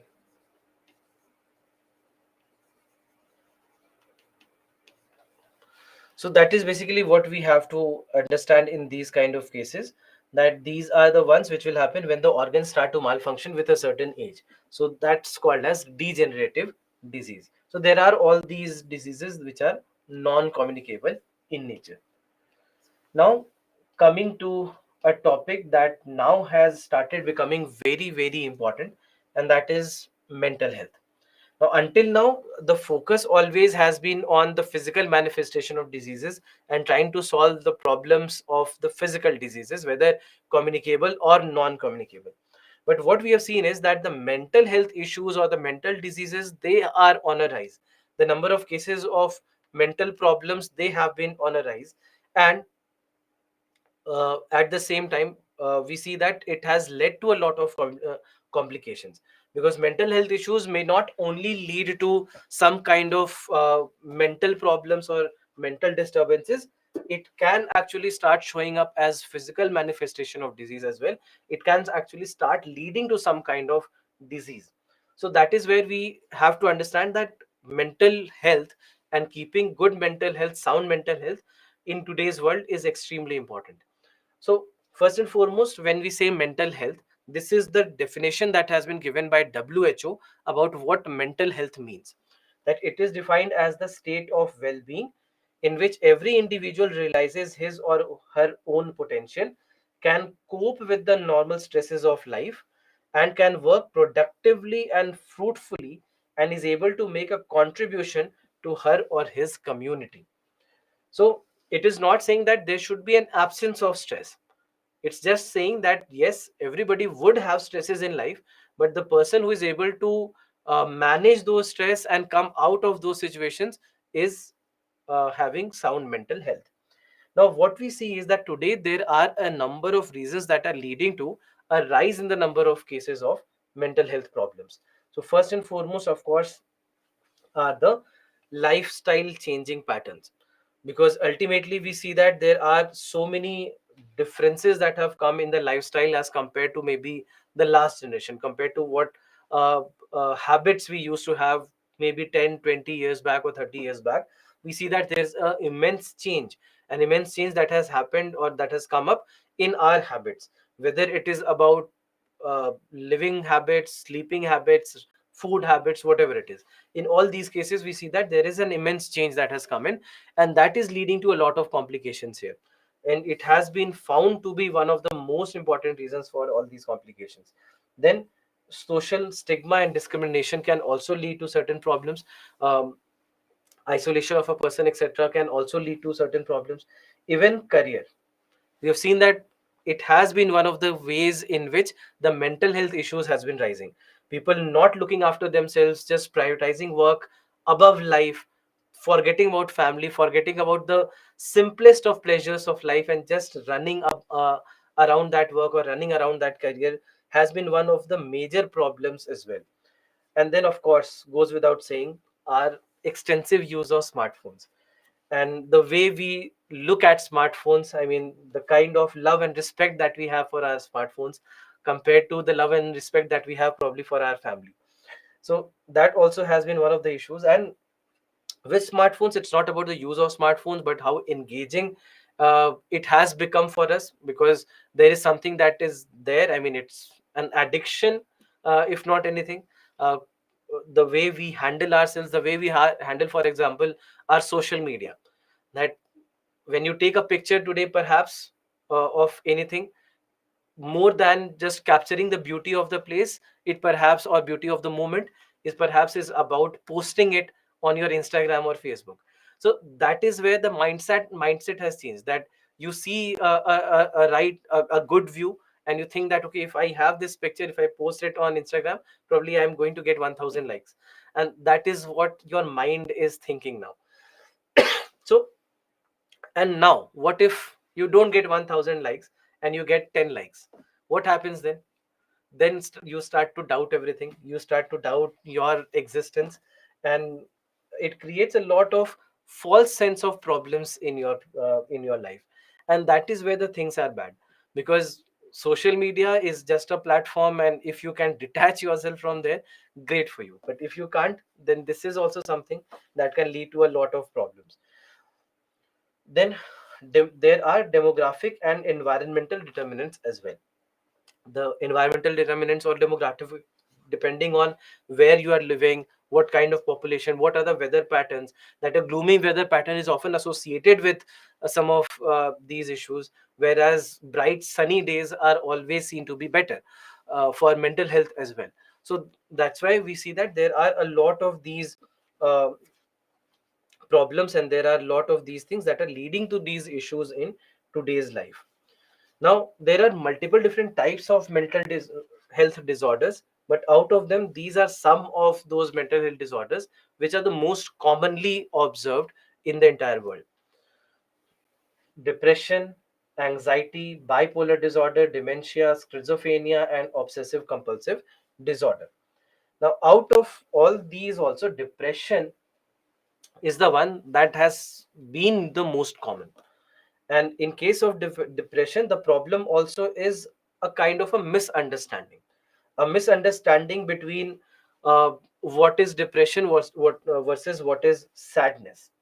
That you could be sad because of some reason, you could be sad because of some reason, but saying that I'm depressed because of that reason is wrong. And unfortunately, many a times what we see is that a very severe problem like depression is misunderstood as somebody just being sad, and we just try to cheer them up by just saying that, um, why are you depressed, be happy. So if it was possible for the person who is actually depressed to be happy, the person wouldn't choose to be depressed. Correct? The person can choose to be sad because of something that happened. That I wanted South Africa to be in the final, but Australia came in the final, I'm sad. But I cannot say that I'm depressed because of that, right? So that is where the problems are, that as a society we have a misunderstanding. We don't understand what actually depression means and what is sadness, and how to differentiate between the two. For example, if I'm sad, it's a momentary phase, and I'll come out of it. I'll maybe come out of it in a day, I'll maybe come out of it in a month, maybe in a few months. But if it is depression, then there's no guarantee that it will happen. Then it might take not only months or a couple of years, it might take a decade or so for somebody to even just keep living in that depressive phase, which is not good for the person. Because if you look at the data of suicides, you'll find that depression has been one of the biggest reasons for people committing suicides.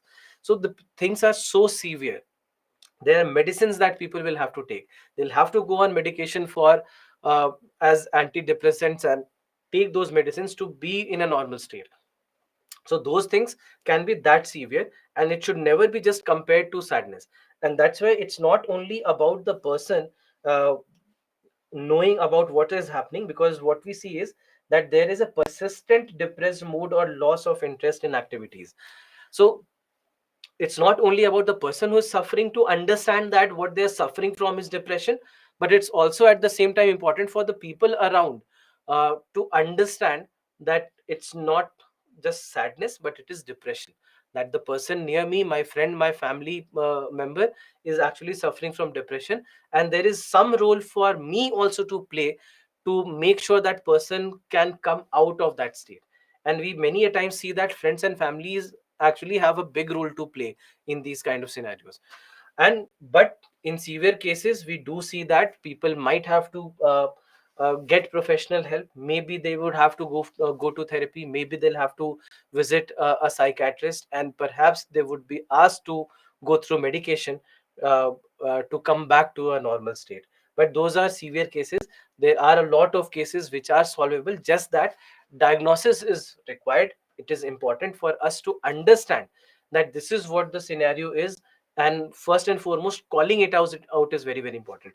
Because one of the major problems uh, with depression, something like depression, is that people don't call it out. You first have to think of it as a disease. When do you take, let's say, a paracetamol? When you know that you have a fever, right? So you know that, okay, fine, and you call it as a fever. You just don't say that, okay, I'm just feeling cold. It's not fever. So it's not that you just try to quash it off. You try to call it as a disease, and then only uh, you are able to treat it as a disease. But ultimately what we see is that we many a times, because of the stigma associated with a lot of mental health issues, and our misunderstanding or less understanding of all these issues, we do not even call it as a disease, and that is where we start suffering. And that's why the first step itself is to call it out, to go out there and call it out as a disease. If required, getting help. If required, talking to people around, if at all that's possible. Sometimes the things can be as severe as situations where people are not even able to do that. So that's why first and foremost a better understanding is required in these kind of cases. Then we have anxiety disorder. So anxiety disorder is something which is characterized by feelings of worry, anxiety, or fear that are strong enough to interfere with one's daily activities. Now again, this is something that we need to uh, understand, that everybody feels anxiety for momentarily, maybe. That, for example, for the first time that you'll go and start attempting your prelims paper, you'll obviously feel anxious. But for majority of you, that anxiety will last for like 2 minutes until you settle into the paper, and then it wouldn't. But for the people who have anxiety disorder, for them the things are not that simple. For them the things could be very severe at all. So the things can be that severe for them. And it could be a lot of cases, it could be a lot of triggers, it could be a lot of different scenarios because of which they actually are suffering from these situations. And again, there are exceptional cases, there are severe cases where a person might have to take anti-anxiety pills, the anxit pills, for example. So there are all these kind of situations also. Then there is bipolar disorder. Now in case of bipolar disorder, we see that there are mood swings where the person might get in depressive moods or also manic highs. So it could be two extreme conditions sometimes in their scenario. Now in case of bipolar disorder, what we have observed is that bipolar disorder can be genetic. Bipolar disorder is something that can be genetic in nature also. That a person who is suffering from bipolar disorder, their children might also suffer from bipolar disorder. So we have seen that there are possibilities of these kind of scenarios as well. Then there's dementia. So dementia is a group of thinking and social symptoms that interfere with daily functioning, where we see that the person suffering from dementia, they start forgetting the basics of their life. They'll not remember their relations, they'll not remember their daily activities, and a lot of things that they can perhaps forget. So it's something that is often associated with very old age. We see that people who are older than largely 60s, 70s, and even 80s, they are the ones who are really suffering from these kind of diseases. Then there's schizophrenia. Now in this particular scenario, we see that it affects a person's ability to think, feel, and behave clearly. Now what happens is that they might start living in a delusion. Their mind creates fake scenarios for them many a times, and that's why they sometimes are not able to distinguish between what is reality and what is imaginary. So that can be very dangerous for that person in a lot of cases. So we see that, but schizophrenia is also one of the leading mental health disorders that has been observed. And then uh, we have something called as obsessive compulsive disorder. Now OCD in some form, a lot of people maybe in and around you, or maybe you are one of them who has them now. But uh, a normal form of OCD is not that bad because they are pretty manageable.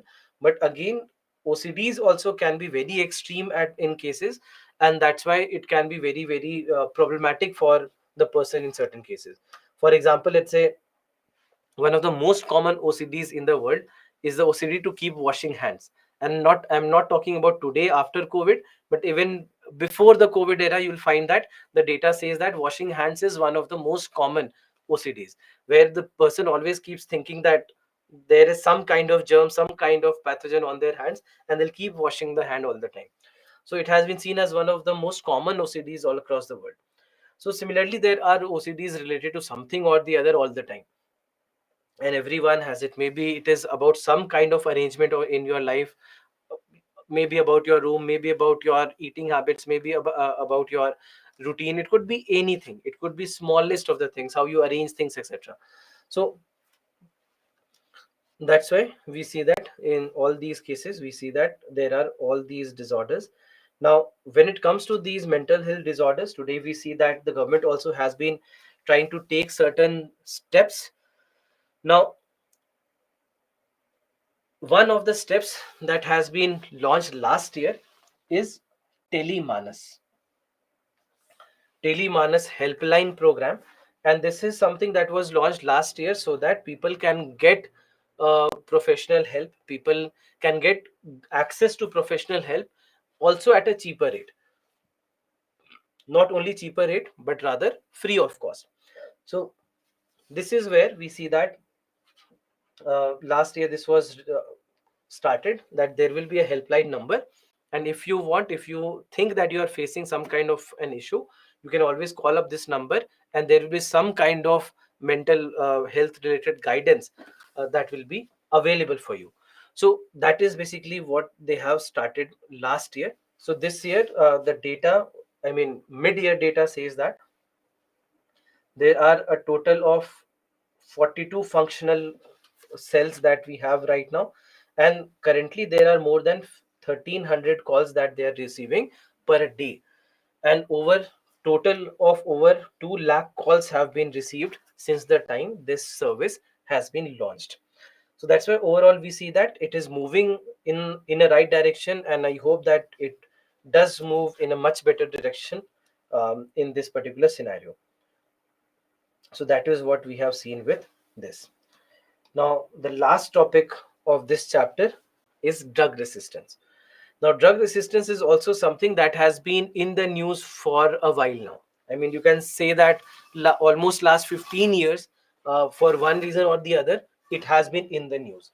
Now, what exactly do we mean by drug resistance? First of all, drug resistance basically is nothing but the reduction in effectiveness of a medication, meaning that when a medicine does not have any effect on the disease that you are suffering with.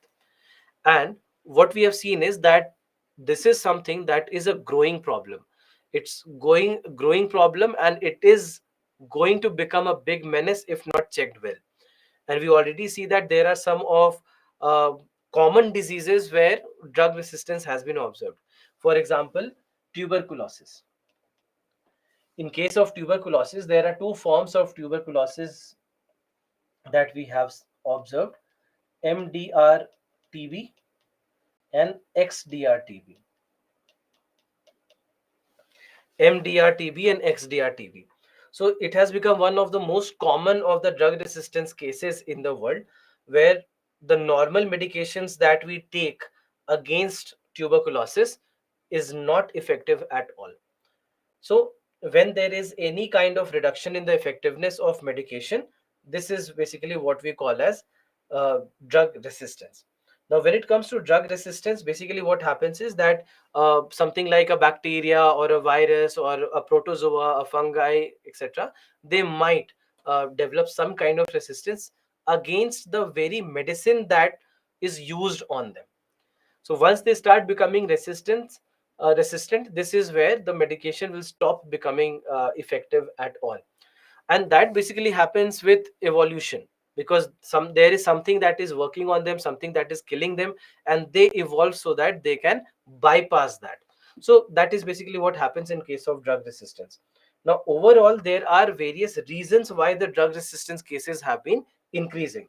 Effectively, what happens is that first, let's say there might be certain drug resistant bacteria in the gut of a person, and let's say that person takes a medicine. So when that person takes a medicine, the normal bacteria would be killed. But the ones which are drug resistant, they will survive, and now they will start to grow, they will start to multiply, they'll start increasing in their number. And at the same time, we see that their properties of being drug resistant will also keep on transferring to other pathogens as well. So that is basically what happens in a typical case of drug resistance, and how the number of these bacteria or the number of these pathogens will keep on increasing. So that kind of scenario then becomes very dangerous. Now there are multiple different pathways, there are multiple reasons to why certain situation like this has been created.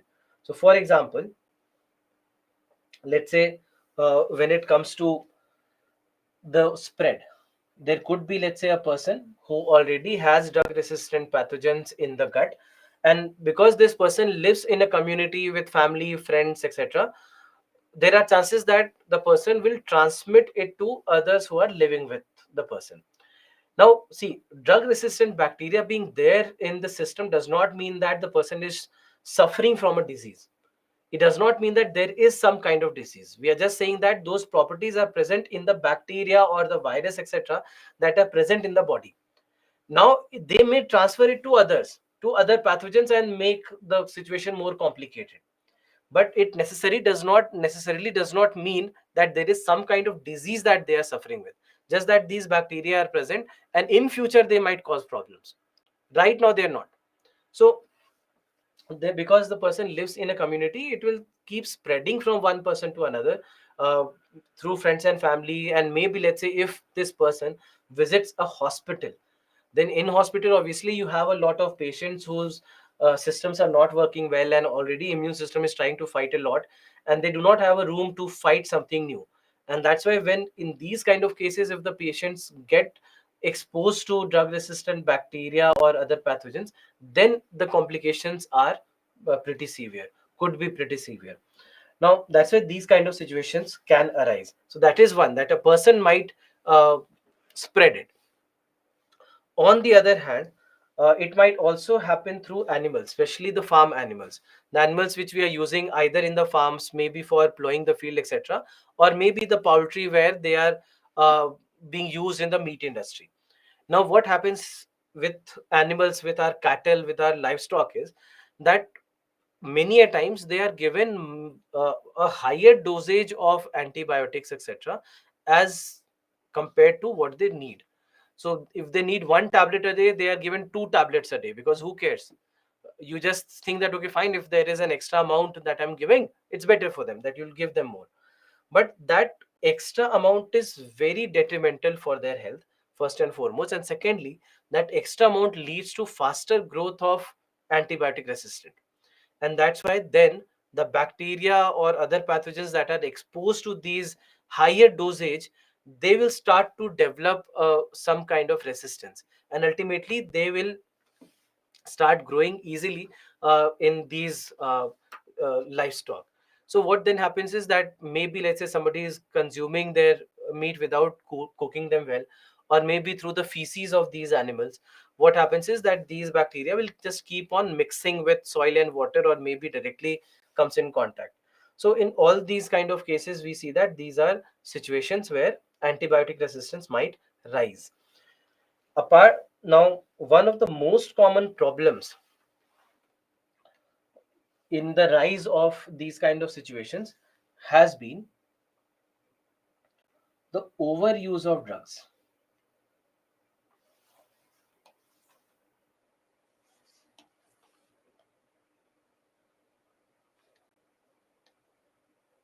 One has been overuse of drugs, and second has been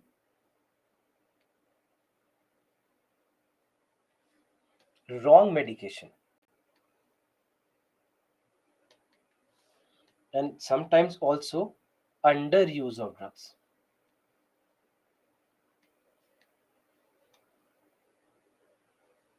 So overuse of drugs, underuse of drugs, or sometimes wrong medication. Now what happens is that, let's say you have been asked to take a medicine, all right?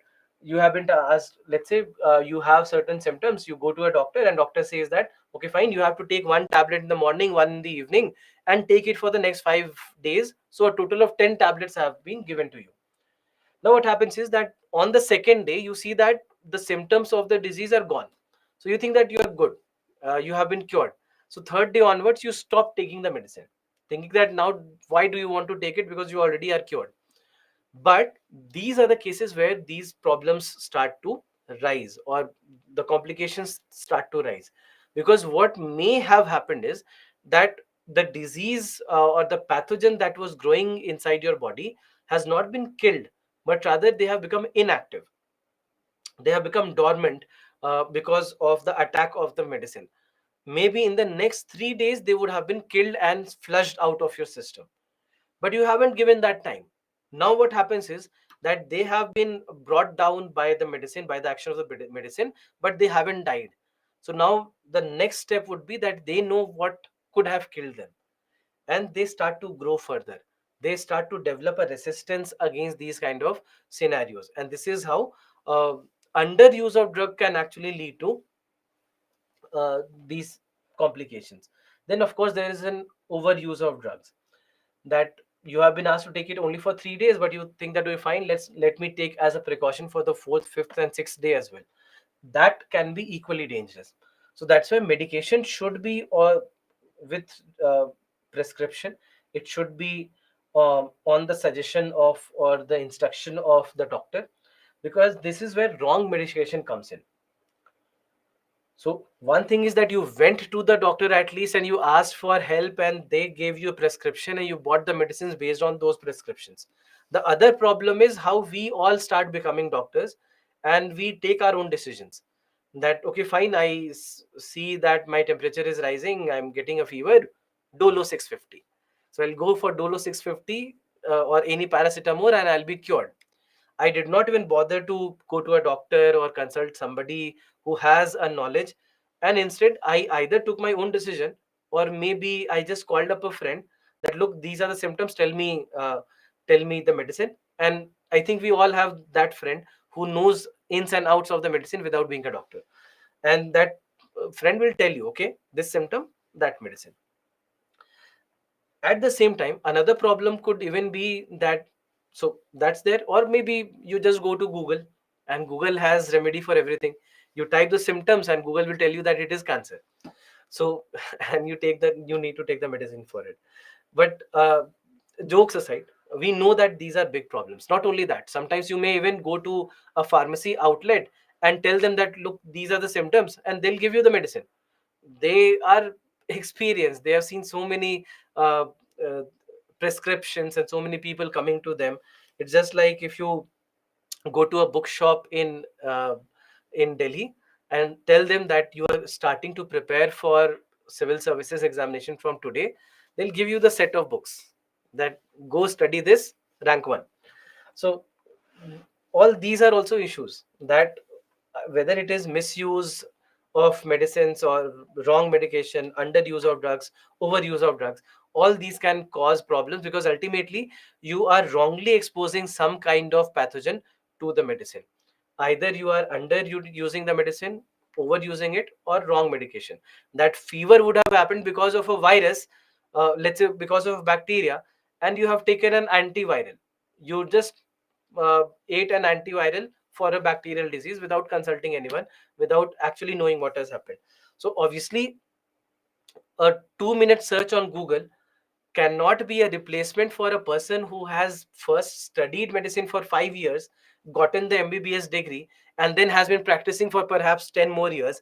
So 15 years of experience cannot be supplemented by a 2-minute search on Google or just a phone call to a friend.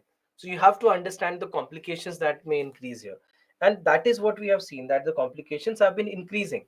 And that's why the government now has started something called as the red line campaign. The red line campaign basically is where the medicines will come with a red vertical line, and this line basically means that these are medicines which should not be taken without any prescriptions. All right, these are the ones which should not be taken without prescription. So these should not be taken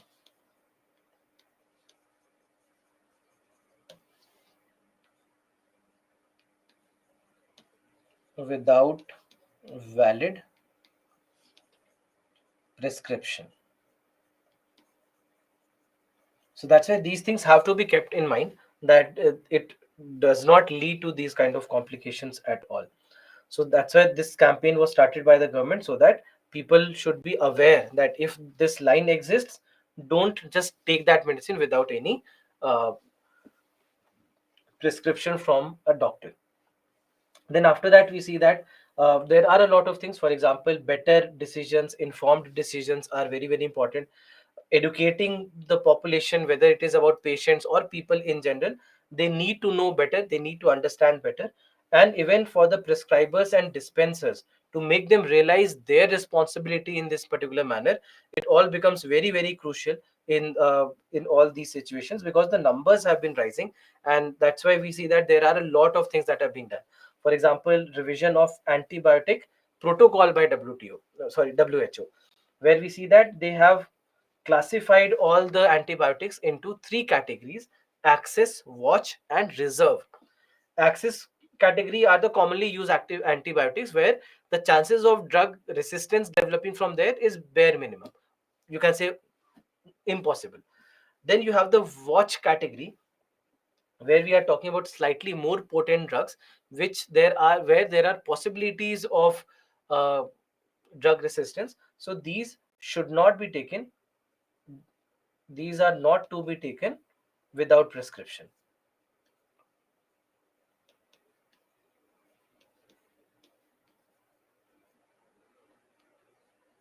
And then lastly, we have the reserve category, where they have to be used only as the last resort. They are also called as last mile drugs. They are called as last mile drugs. So they are called as last mile drugs because they have to be taken only when nothing else works. When nothing else works, then they have to be taken. Otherwise, because they have a lot of chances. I mean, there are a lot of chances of them having side effects, severe side effects, damaging some kind of body organ. So that's why, unless and until required, they should not be taken. So that's why this categorization also has been done, so that they can try and curb these kind of situations, because we see that there has been a significant rise in these numbers in the past few years. So this chapter, as I told you, is more about current affairs, but these basics will form the crux of everything that you will also come across in current affairs. So that's why these things were needed. Some couple of topics like drug resistance and mental health especially will be very, very important, I believe, in the upcoming examinations. Right. So let's take a break here.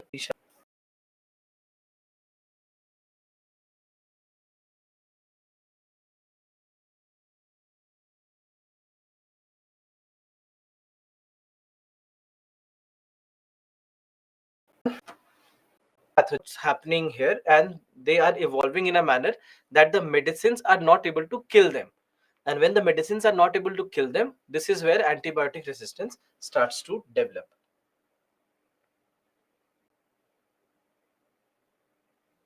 How AI impacts construction industry. So in the construction industry, AI impact, I mean, it will have a positive impact, because you'll be able to get better results about the analysis of the material, the strength of the material that we are using, and that will be able to give you better results with regards to not only the longevity of the construction sites, but at the same time also in doing that in a cost effective manner. It will also have an impact on the operations of everything that you're doing. So each and everything indirectly will have an impact on it.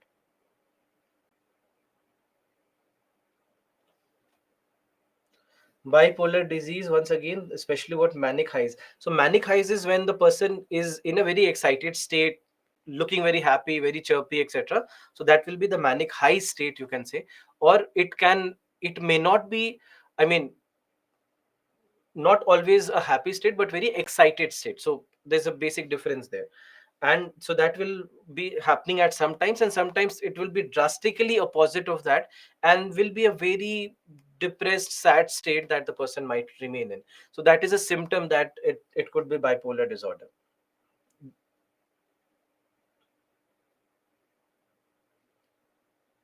Is Bing using chat GPT 4? Yes, it is.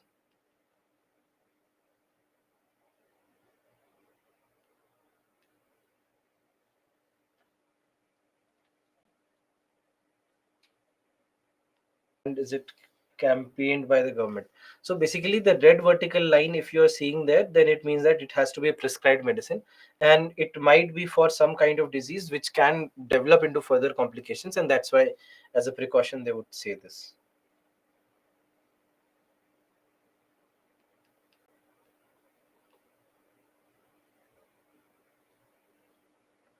When the person takes overuse of drugs, then they die or not, or affect the body. So uh, always it doesn't, so depends on the kind of medicine that the person is taking.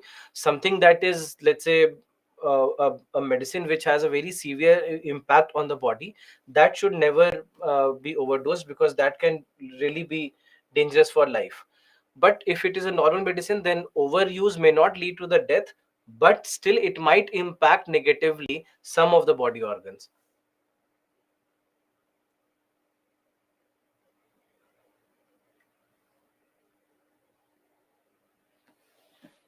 Can AI decipher ancient scripts? We have been trying, we haven't succeeded.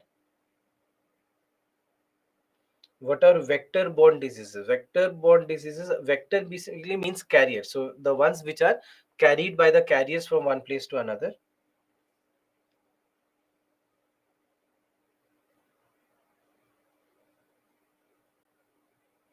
Resistant TB. So these are the variants of tuberculosis that are not responding to, or which are resistant to multiple different drugs or multiple different medications that are tried in case of uh, tuberculosis.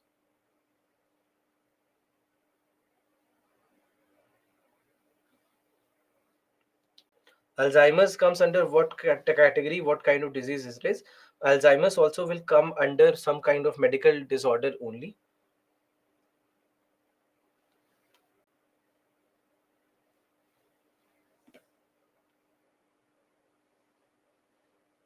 Can we say that all waterborne diseases are communicable diseases? Yes, they are.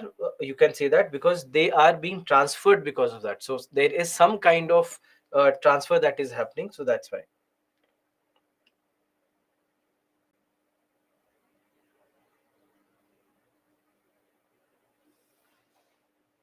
Are vector-borne diseases microbial diseases or communicable diseases?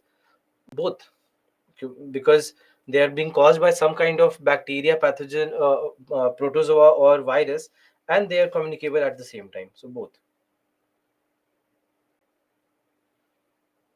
PPT. Many of you have written about the PPT. You haven't received the PPT, is it?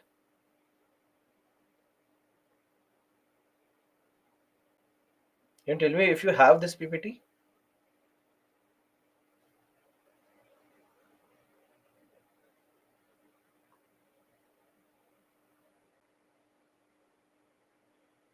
Okay. Just give me then. Can you just wait for 2 3 minutes? I'll just go outside and check with the people of the support team whether they says. You can use Chat GPT if you want. It's very simple to use it. It will give you, at least it will give you all the points. Even if you want, you can make it write your own essay also. But it can at least give you all the important points that you can use in a particular essay.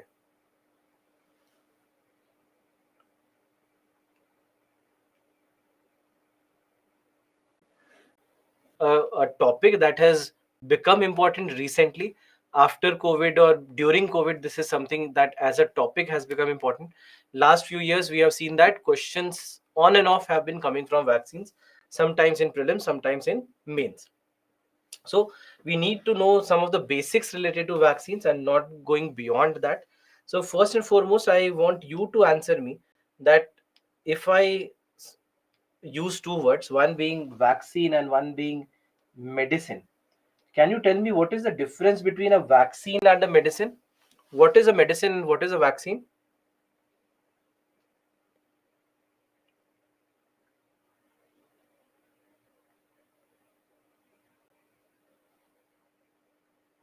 Yeah, Vaishna, you have given the correct answer.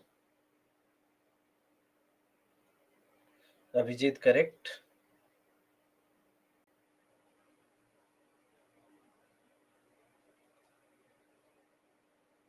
Chandrasekhar, correct. Nonsense. Good point. Simple definition about what medicine does and what vaccine does. Medicine is supposed to cure a disease. Medicine is supposed to cure a disease and vaccine is supposed to prevent. That's the basic difference. Vaccine is supposed to prevent, medicine is supposed to cure. Meaning that if you're suffering from a disease, then what you take is a vaccine. Sorry, when you're suffering from a disease, then when you take is a medicine. But when you want to prevent a certain disease, then you take a vaccine. So let's say if you have already fallen ill, then you don't take a vaccine. It is not going to help. It's going to help you in future. All right, vaccine will help you in future, whereas medicine will help you cure the disease at present. So that is the basic difference between a medicine and a vaccine. And largely vaccines will be taken against diseases that cannot be cured, or curing them can be very difficult and they can become fatal. In these kind of cases only we see that vaccines will be given and not a medicine. So that is where we see that it's not that you cannot make vaccines for simple diseases of the day also. I mean, for example, viral flu that on and off keeps happening. So it's not that you can't make vaccines against it, you can, but it does not lead to severe complications. It does not lead to death of a person. uh, in extreme cases it might, but it doesn't. In most of the cases, in 99.9% of the cases, it doesn't. So these are things that you can simply, with one tablet or maybe a dose of 5 days, you can cure the disease with the medicine. So we don't take vaccines for them. But for the problems that cannot be solved, or they can become fatal, the chances of fatalities are very high. In those cases we try to take vaccines. For example, COVID-19, where you do not have a medicine that works quickly as a cure. You try to solve for all the symptoms that you have, but you do not really solve that disease. So that, and it can become fatal, and we all know the kind of devastation it has caused. So that is where vaccine, because vaccine will help you prevent it from happening in the first place. So that is the basic difference between a medicine and a vaccine. Now, in case of medicine and vaccine, uh, when we come to the basic understanding of what vaccine is, we say that it is suspension of weakened, killed, fragmented, or microorganisms, or toxins, or antibodies, or lymphocytes that are administered primarily to prevent a disease. All right. So let's try to understand what exactly this vaccine is. So vaccine either would be made of a microorganism, and in this case it will perhaps be the same microorganism as what is causing the disease, or very similar in structure, in structure to what is causing the disease. For example, the virus that has been used in some of the vaccines against COVID-19 are also from coronavirus family, because they are very similar in structure. They are not exactly the SARS-CoV-2 virus, but something which is very similar in its structure to the SARS-CoV-2 virus. So we see that many a times these kind of microorganisms, which are very similar in their appearance, in their structure, they might be used. Or we might use some kind of chemical, some kind of toxin, or maybe some kind of antibodies, etc. So these will be used for making the vaccine. Now, when we make the vaccines, they act as pathogen imposters, meaning that they try to mimic the pathogen. They try to mimic the pathogen.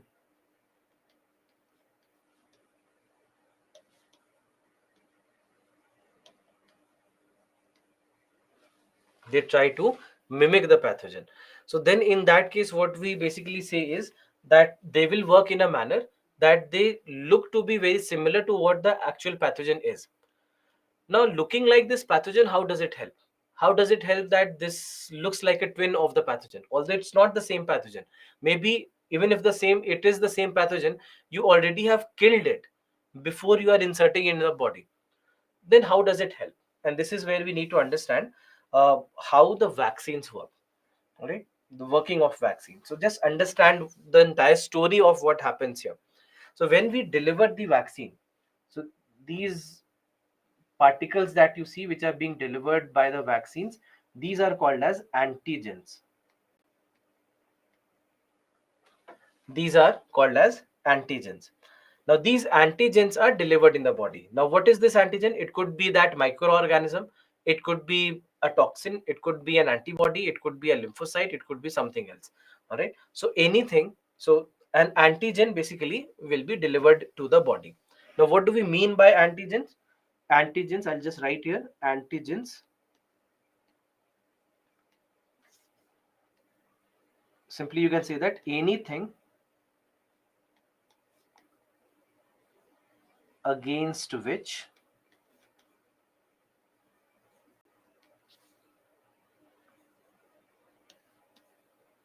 the body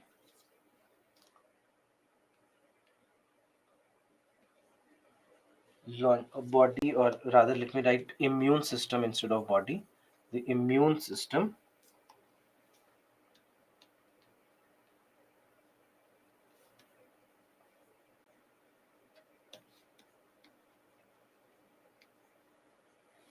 launches an attack,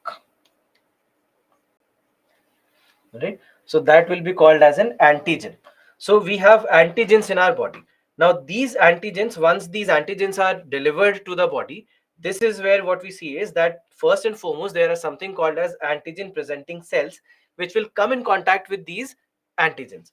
And as they come in contact with the antigens, this is where these antigen presenting cells will make the antigens stick to the body of these antigen presenting cells. So these are the first responders. These will be the first ones to come in contact with the antigens. It's just like, let's say, you have the mobile police units which keep uh, roaming around the city at night, so that if there is anyone, any crime, any criminal anywhere, they can catch hold of them. Or let's say the night guards in the buildings, so they will just keep roaming around the building to find if something bad is somebody is planning something bad, or some criminal is trying to come to this building.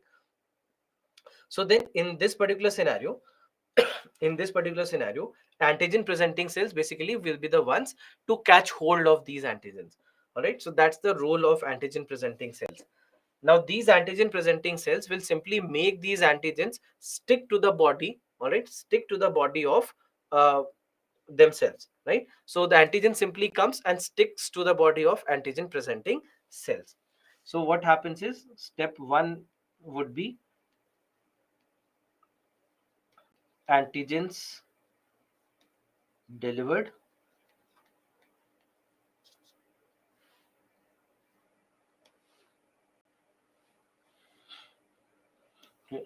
I'll write it in the next page itself. We'll get the entire story. Step one is antigens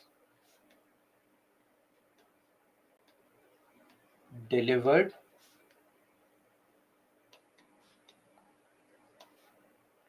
with the vaccine.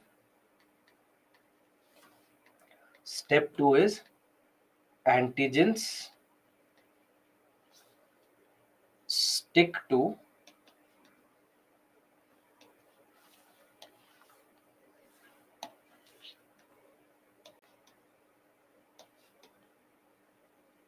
the body of antigen presenting cells. All right, antigen presenting cells. So this happens next, that they stick to the body of antigen presenting cells. Now these antigen presenting cells, they have caught hold of the thief, right? They've caught hold of the thief. Now they'll call upon everyone. Now they'll report it to the headquarters, you can say. So now the reporting to the headquarter basically is the T helper cell. So now it has been taken to the police station. Let's say it has been taken to the police station, which is the T helper cell. Now T helper cell, depending on the kind of antigen that it sees, it will call upon the B cells and the T cells. It will call upon the B cells and the T cells. So now what happens is, so basically you have taken it to the police station. The police station will decide where to send this criminal. So the B cells and the T cells come next in touch with the antigens. So this is basically the next step. The next step is that APCs take the antigens to helper cells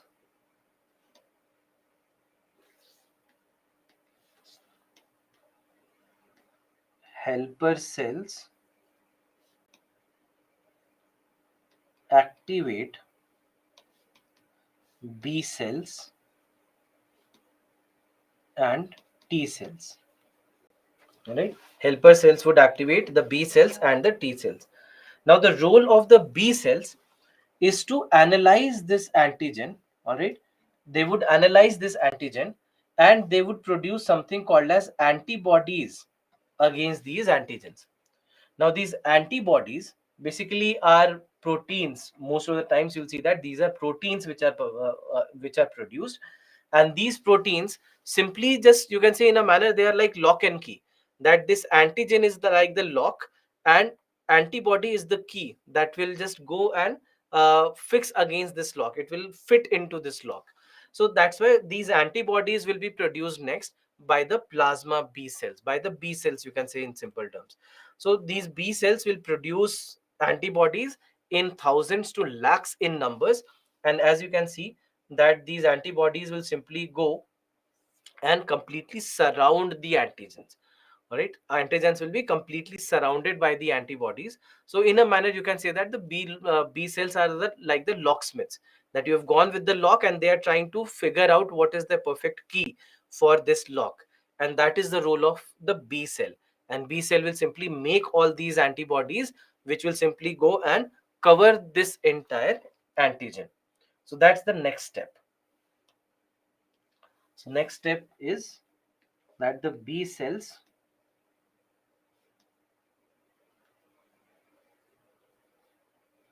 analyze the antigens. B cells analyze the antigens and produce antibodies.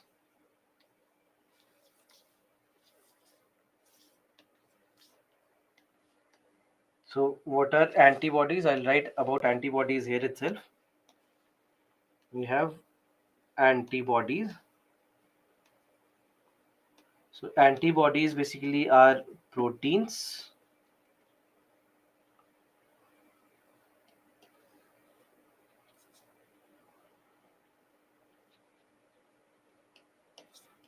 that are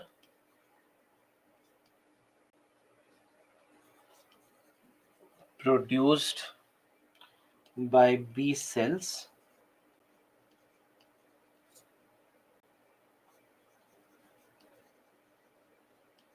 against antigens. All right, so this is basically the next thing, that we see that the antibodies are produced, and antibodies are produced on the basis of the kind of antigen that you have. So depending on the kind of antigen, accordingly antibody, just as I said that B cells are like the locksmiths. B cells are like the locksmiths, and they'll basically produce antibodies according to the antigen. Then antibodies are produced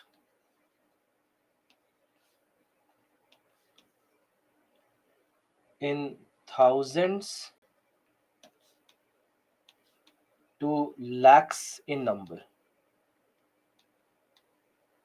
Thousands to lakhs in number.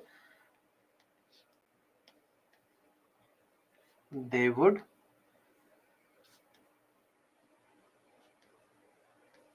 completely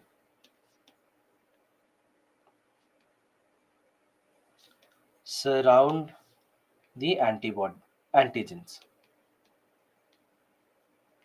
All right, so this has happened until now. This has happened until now, that antibodies have been produced by the B cells and they completely surround this antigen. They completely surround this antigen. Now comes the role of the killer T cells. Now these killer T cells are like assassins. All right, these are like assassins, and they would simply be looking for the mark, and their mark would be any antigen that has been surrounded completely by antibodies. And they have one simple role, that anything that they see surrounded by antibodies, they simply have to go and destroy it. And this is precisely what they do, that they will see these antigens surrounded by antibodies, and they'll go and they will simply destroy all these infected cells. They'll just go and destroy if, all these cells that have been marked by the antibodies. So that's why we see that antibodies, the killer T cells will come next in the picture. So next we have the killer T cells.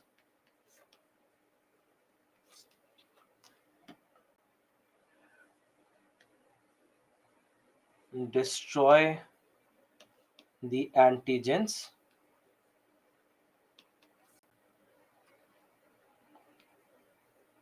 marked, or rather surrounded,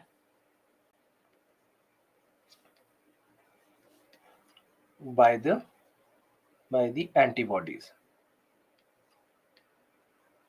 right? So this is the role of the killer T cells. So what has happened effectively until now is that the antigens that had entered the body, they have been destroyed, right? They have been destroyed. Then the question arises that if they have been destroyed, how does it help? I mean, antigen was actually the vaccine. The vaccine that was delivered to the body, it has been destroyed by the action of our immune system. Then how does it help in the future? How does it help us prevent the disease? Any idea, anyone? How does it help? Everything has been destroyed. So how does it help?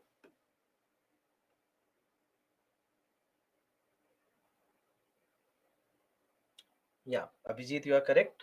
Ravi, you are correct. Chandrasekhar, correct. Vimal, correct. Ananya, correct. Right. So many of you are giving the correct answer, that there are memory cells that are created. All right. There are memory cells created, and these memory cells basically are the memory of everything that happened, a documentation of everything that happened, a video recording, let's say, of everything that happened. So now in the future, it can use it again. Now, what has basically happened is that the immune system saw or understood how to kill this kind of an antigen. Now, this antigen, as I told you, that the vaccine antigen would have been made of a virus or some kind of pathogen which is very close in its structure to the original pathogen, to the pathogen that is causing the disease. So that's why now that this pathogen enters the body, the actual pathogen enters the body already knows, the immune system already knows, it has been through this process once while destroying the vaccine antigens. It has been through the process once, and now it is having a very clear idea of what to do. It has a very clear idea now about what to do, and precisely we'll see that that will happen, that in the future, if at all the actual pathogen enters the body is already ready, the immune system is already ready. If let's say it did not know how to fight, then it might have taken some time to figure out, and that time could have been detrimental, that time could have been dangerous for the survival of the person. So this is where we see that this memory cell creation has a very very important role to play.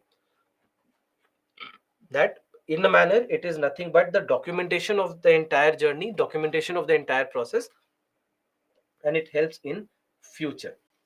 So next thing is memory helper cells,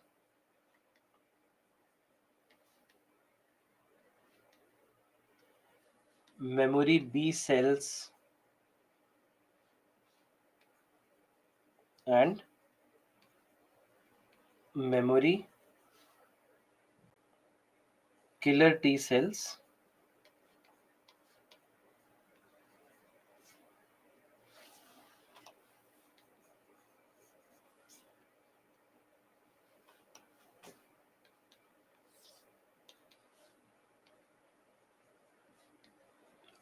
are created.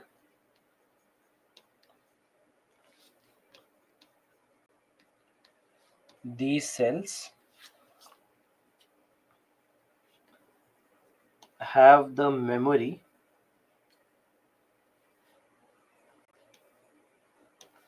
of the entire process used to destroy the antigen. So that's why in future,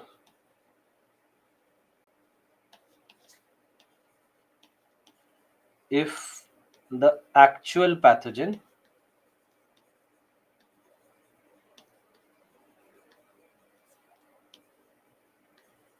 enters the body,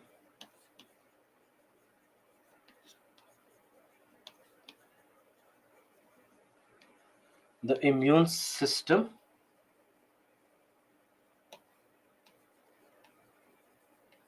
would be ready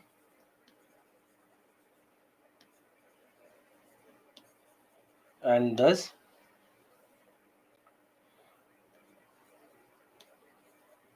destroy the pathogen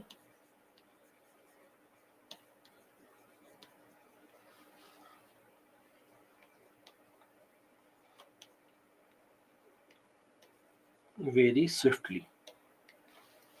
So this is the entire process. All right, this is the entire process of what happens when it comes to this. So that's why you have the memory cells. So what happens is that when the pathogen actually enters, so when the pathogen actually enters the body, again antigen presenting cells will come. Now they would analyze, they would understand that this is similar to what the vaccine pathogen or vaccine antigen was. So they'll call upon the memory helper T cells, they'll call upon the memory B cells and memory killer T cells, and they'll make the antibodies this time very quickly. Pathogen will be completely surrounded by the antibodies and the pathogens will be destroyed. And in this manner we see that these memory cells will help in the future. So that is what these vaccines do. That's why we say that they mimic the pathogen, they mimic the pathogen so that the body is ready, the body or the immune system is ready, and the immune system has already seen how to work against a certain pathogen. So that's the entire process of how the vaccines work. Now based on this, there are various different types of vaccines. The first one is called as the whole pathogen vaccine. Now, when we say whole pathogen vaccine, obviously it means that this is where you use the whole pathogen. So that's where the whole pathogen vaccine, the entire pathogen is being used, dead or alive. So it could be dead, it could be alive. If it is dead, then in that case it is called as inactivated vaccine. And if it is alive, then it is called as live attenuated vaccine. Now, alive does not mean that you will have a normal functioning pathogen and you will make it enter the body. That can be dangerous for the body. So, what we do is that we make it very dormant, we make it very inactive, and then we make it enter the body. So, it has not been killed, but it has been thoroughly weakened. So, it's a weakened form of the pathogen or a uh, similar microbe or similar structure of the virus or bacteria. So either it has been killed already before inserting inside the body, or it has been weakened a lot and then it has been made to enter the body. So in these cases, these are called as whole pathogen vaccines because the entire pathogen is being delivered to the body. Then after that, you have the subunit vaccines, and subunit vaccines are vaccines where some part is used, some part of the pathogen, some part of the toxin. So that's why these are called as subunit vaccines. Not very important. Examination perspective, subunit vaccines may not be very important. Then we have nucleic acid vaccines. So nucleic acid vaccines are the ones where some kind of genetic material is inserted inside the body. When some kind of genetic material is inserted inside the body, then in that case these are called as nucleic acid vaccines. So just to give you an example, so so before just I'll just write here itself first. So when it comes to whole pathogen vaccine, it means that the entire pathogen,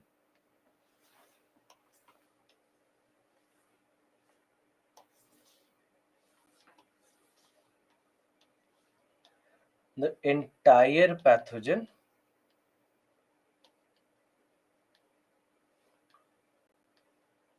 used as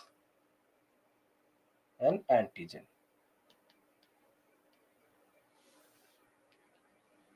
Subunit vaccine when a part of the pathogen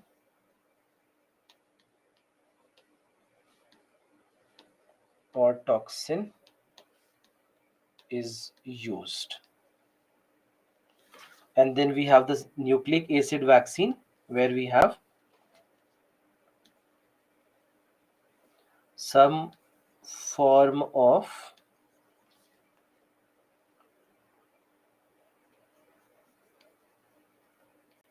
genetic material is used. All right. So that's why these are some of the vaccines. Now, before going into some of the important vaccines, just read this question. I know that I have not discussed this, but you should still know the answer because of certain discussions that we have already done. Just read the question and tell me what you think the answer is. I'll launch the poll also for you.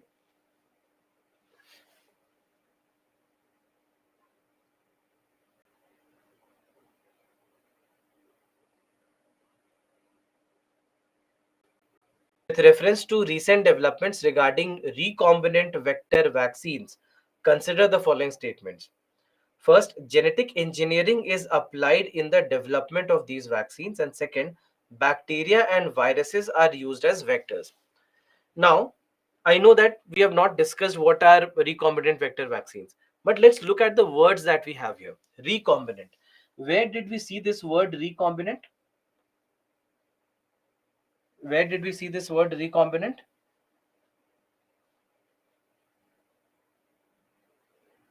In biotechnology, right? In discussing what in biotechnology? While discussing what in biotechnology did we come across this word?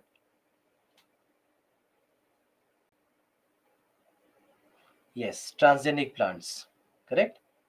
In recombinant DNA technology, if you remember, we discussed that in producing transgenic plants, we have recombinant DNA technology.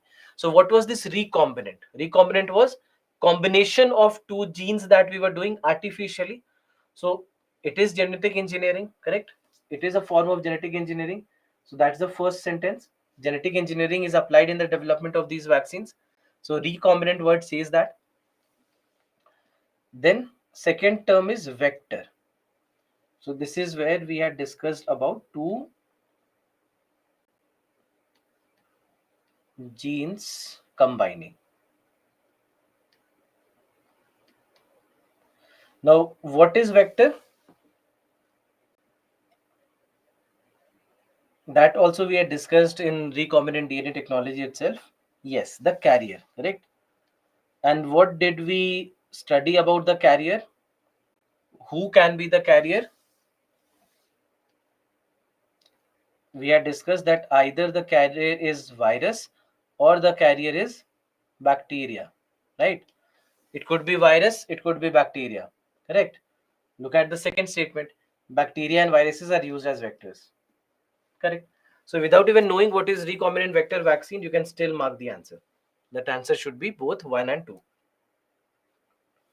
So anyway, coming to all these important vaccines, the first one is inactivated vaccine. Now, inactivated vaccine is where we are using the killed version of the germ.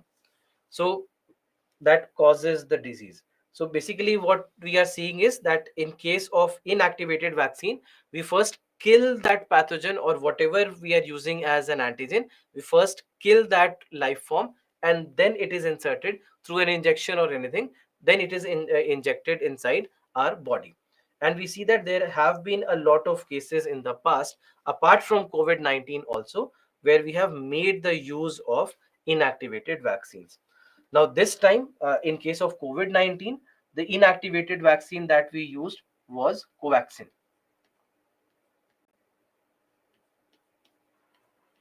Covaxin basically is an inactivated vaccine, the one that was made in India. So, that is an inactivated vaccine that we used against COVID-19. Then, after that, there is live attenuated vaccines. So, these are the ones which are weakened. So we make it very weak, very dormant, very inactive, and then it is inserted inside the body. That's why there will be no complication. They'll not cause any disease in our body. So that is how we make the use of live attenuated vaccines. So where the pathogen that is being inserted already has been weakened, it has been made very dormant.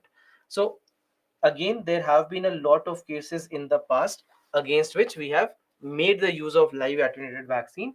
And in terms of what we used against COVID-19, the Covishield vaccine.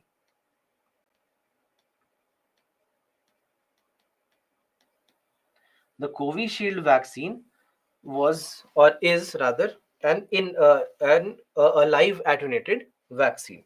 All right. So that's why we see that these are being used against COVID-19. Then there are mRNA vaccines. Now, mRNA stands for messenger RNA. Now, messenger RNA basically is something that uh, carries the information or carries the instructions for making proteins in our body. All right. For making the proteins in our body, we see that messenger RNAs are there in the body.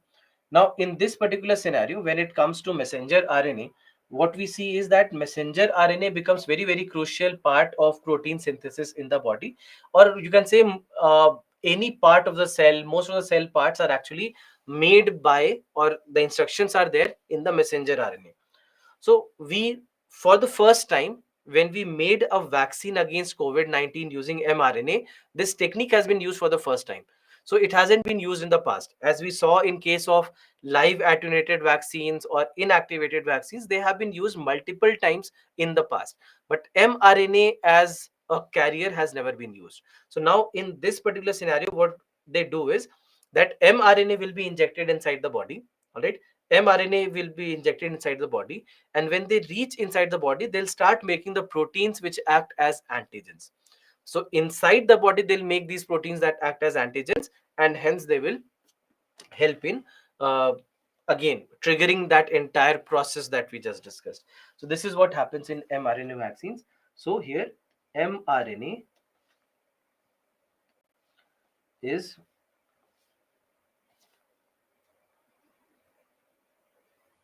injected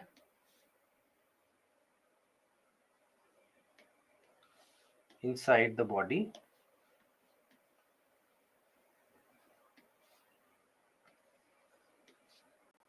It starts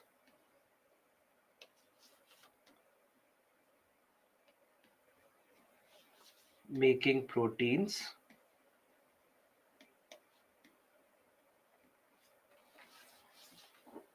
in the body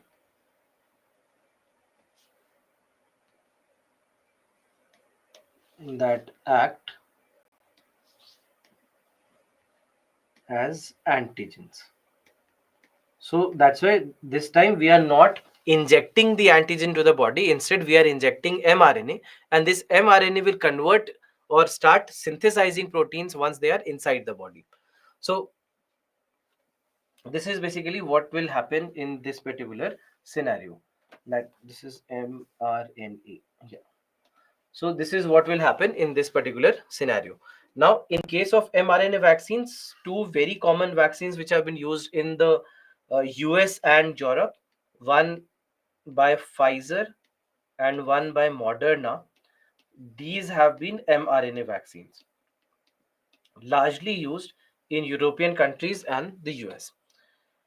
Then after that, we have the recombinant vector vaccines. So recombinant vector vaccines, basically, they would use different viruses as vector to deliver the protein, to deliver the protein, or the protein that is there in the vaccine, which will provide the protection. Now here what happens is that in case of in case of recombinant vector vaccines, there could be two different viral vectors. All right, there could be two different viruses that could be used together.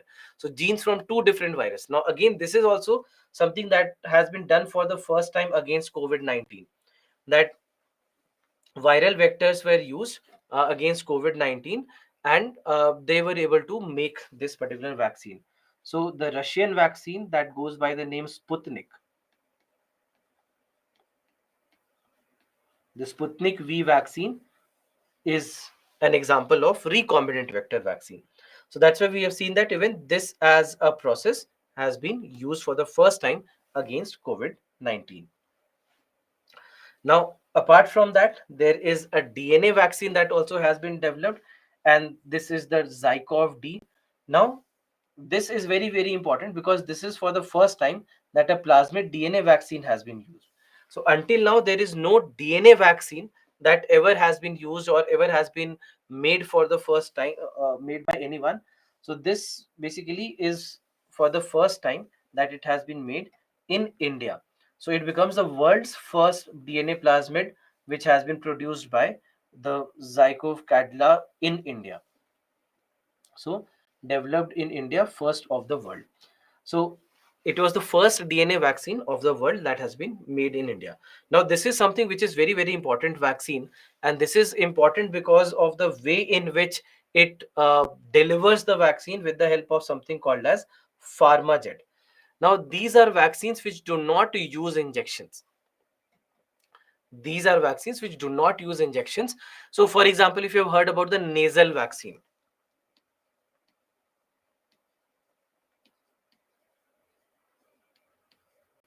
if you have heard about the nasal vaccine, so nasal vaccines basically they do not use uh, injections. That is what we are doing here, that we are not using injections, and by doing that we are trying to,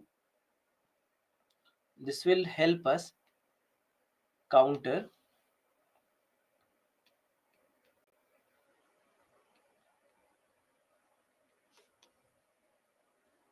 vaccine hesitancy. All right, it will help us in countering vaccine hesitancy.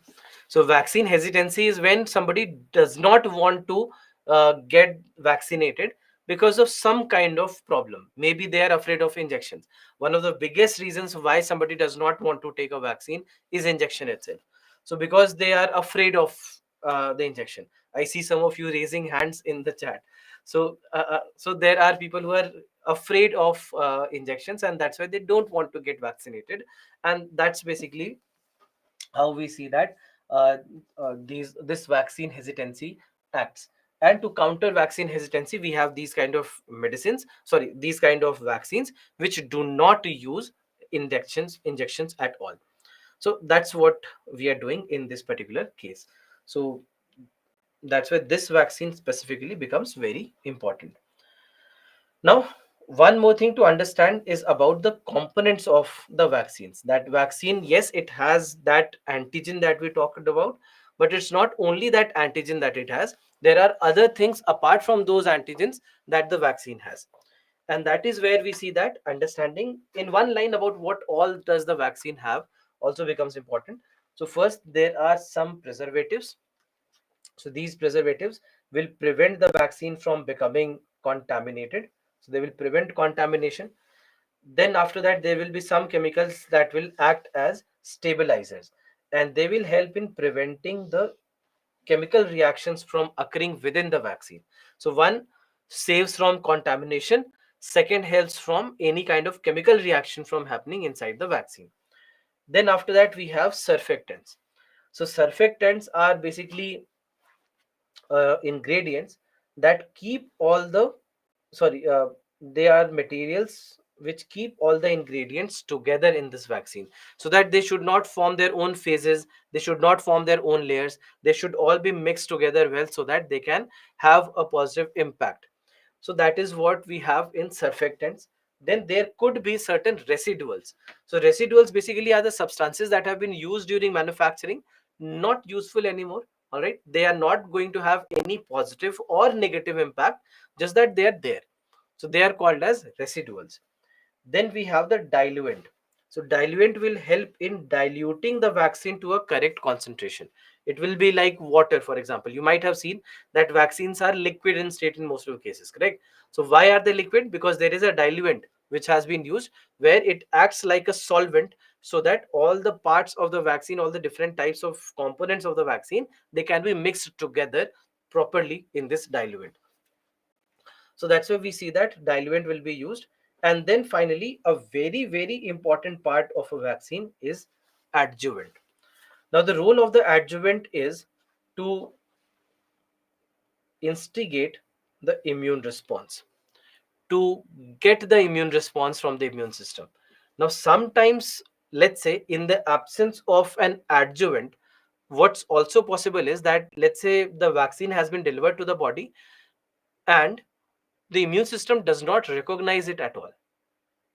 So system does not recognize it, and it is just flushed out of the system. So in that case, it did not have any impact on the body. So that is where adjuvants are required. Adjuvants will create a local immune response. They'll create a local immune response. They'll ensure that they are able to divert the attention of the immune system towards themselves. So they'll start creating ruckus. It's like going in front of police station and then you start maybe uh, stealing somebody's bike from outside the police station itself. So you are going there so that you can get their attention. So getting this attention is the role of an adjuvant, so that the immune system does not miss it. The immune system does not miss the vaccine. So that's where adjuvants become very, very crucial components of a vaccine. Now, lastly, there's one more topic here, and this is the efficacy of a vaccine. Now, when it comes to efficacy of a vaccine, just understand what we mean by efficacy. But before that, we'll first go through clinical trials. That what exactly do we mean by clinical trial? Now, before any vaccine is entering the market, once it is about to be released into the market, it has to go through this entire process of clinical trials, and then only it is released for the market. So what do we do here? First and foremost, once the vaccine has been prepared, we'll do all the lab studies on it. We'll try to understand all the physical and the chemical properties of it. Are there possibilities of any side effects? Are there any issues that it is going to cause in the long term or short term? So we'll try to understand each and everything. We'll do a massive detailed study on the vaccine that has been prepared. That will be done. Then after that, there will be certain testings that will happen. For example, we discussed how stem cells are used for drug testing. So stem cells can be used, and we might use the vaccine on the stem cells or the tissues, the organs that have been grown out of stem cells, just to check whether everything is working fine, just to see if it has any positive or negative impact. So we'll do that. So these lab studies will happen, plus sometimes it will also be tested on animals. It might be tested on some other animals which are genetically close to us, like monkeys or rats or rabbits, etc. On them, unfortunately, but this is how it goes. uh, it will be tested on them, and we'll see their response. We'll see whether it is affecting them negatively or not, or it has only and only positive impact on them. So there are all these lab studies that will be done first. Once that is cleared, once this is good, then it enters the phase 1 of clinical trial. Now in this particular scenario, the first phase of clinical trial is where a small number of people will maybe volunteer, and the vaccine will be tested on them. So it might be around 50 people. There might be around 50 people on which this vaccine will be tested. And if everything is fine, and this is not a fixed number, 50 is not a fixed number, it could be 30, 20, 60, 70. So it's not really a fixed number, but near abouts. All right. So first it will be tested on all these people. If everything is fine, it goes to phase 2. When a lot more people, let's say around 500 in number, it will be tested on them. And if all's good, everything is fine, then we test it on even a larger population. So they will test it on, let's say, 5,000 people or thereabouts. And if it's all good, then it goes to the last phase of clinical trial, where there might be up to 50,000 people, sometimes more, sometimes less, and it will be tested on them. So if it has been able to clear all these phases of trials and there's nothing that is to worry about, there's no problem that we found, then in that case it is finally released into the market. Then it is ready for release in the market. Now this entire process, largely or in most of the cases, it takes a lot of time. It takes up to 8 to 10 years of time, sometimes even 20 years of time. The leprosy vaccine that has been developed in India, it has taken up to 35 years of time. It has taken such a huge amount of time for this vaccine to be uh, available for us. And this entire process of making the vaccine and going through these all these processes is not that easy. I don't know how many of you even know about a film also that has been made on this topic. There is uh, there is a Hindi film that has been made on this topic. The name of the film is Ek Doctor Ki Maut, uh, and a film that is almost 30 years old film. No, not Vaccine War. The Vaccine War is pretty. I'm talking about the entire process of all these things that happen and what one person has to go through in making this vaccine. Uh, so there was a film called Ek Doctor Ki Maut on this leprosy vaccine itself. It was made on leprosy vaccine.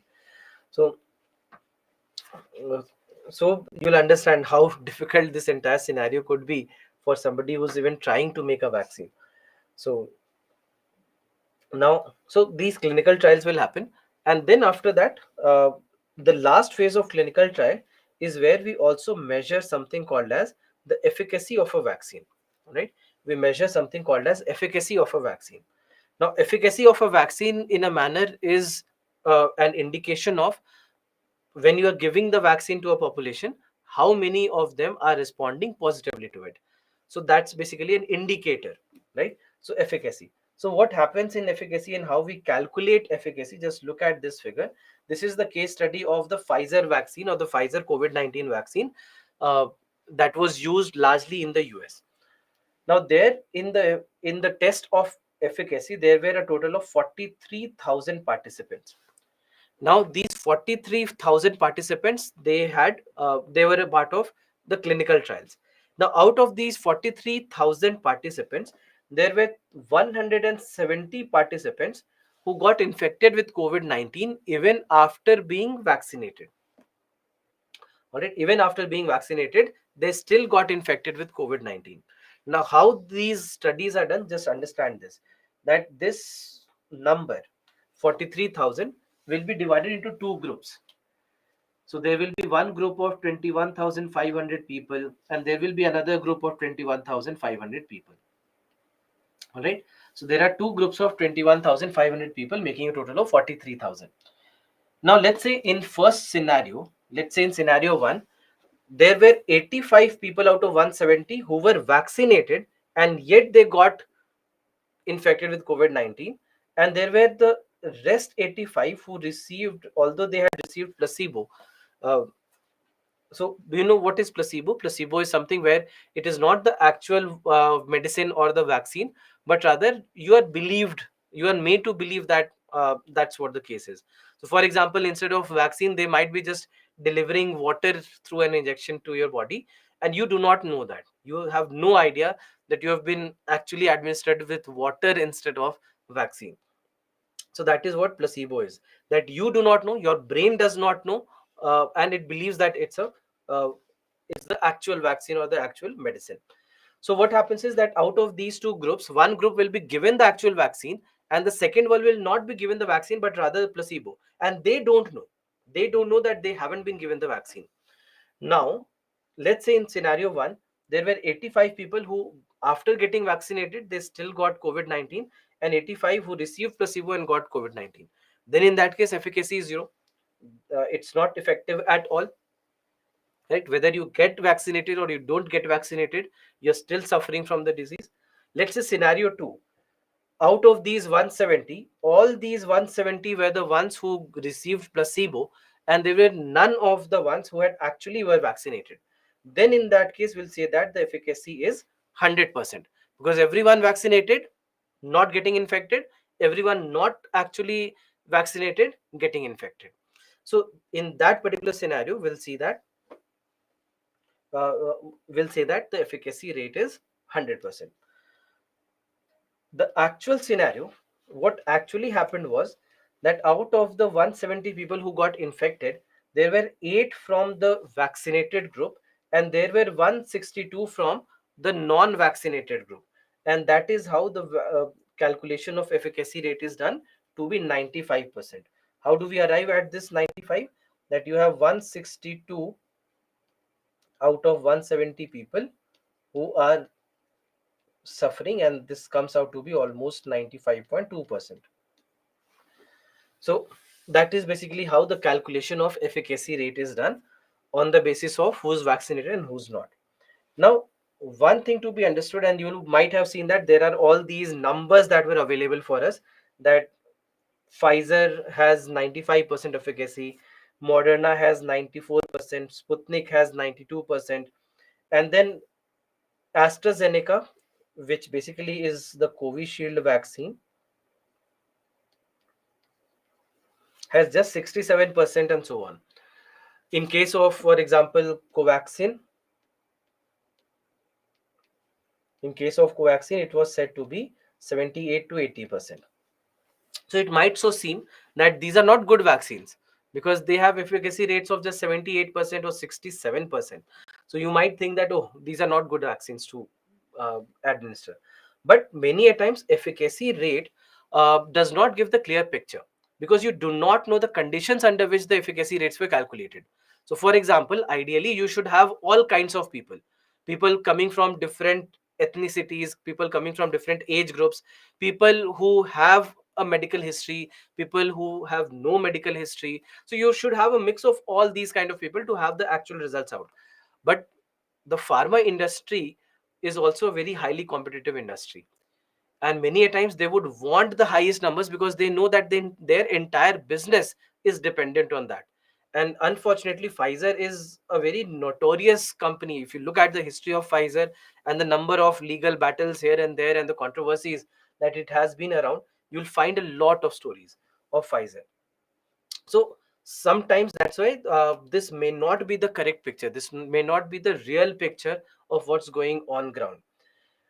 So, and that is what we also saw, that an AstraZeneca vaccine or a Covishield vaccine fared better against some of the deadliest variants of COVID-19, like the Delta variant. It was able to do better against it as compared to uh, an mRNA vaccine like Pfizer.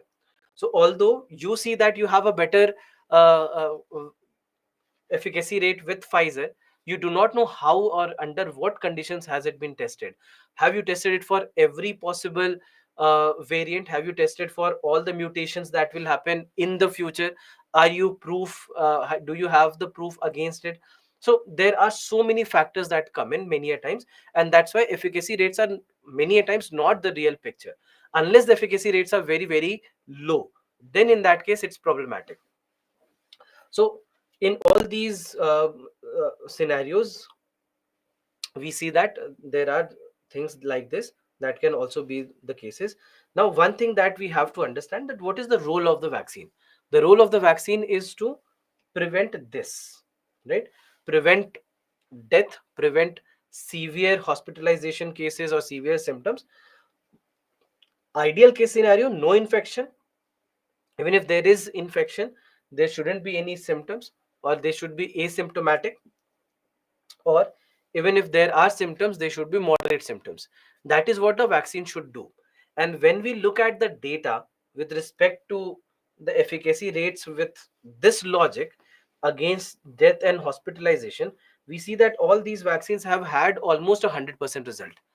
The reason why the later variants or the later mutations of the COVID-19 did not have a big impact was, one, because of the mutations were weaker, but also second, that the vaccines already had been administered to a large population, and that helps us in securing against this disease, because now we have an immunity. Now the immunity develops against these diseases, and that's why we see that vaccination becomes very crucial from that perspective.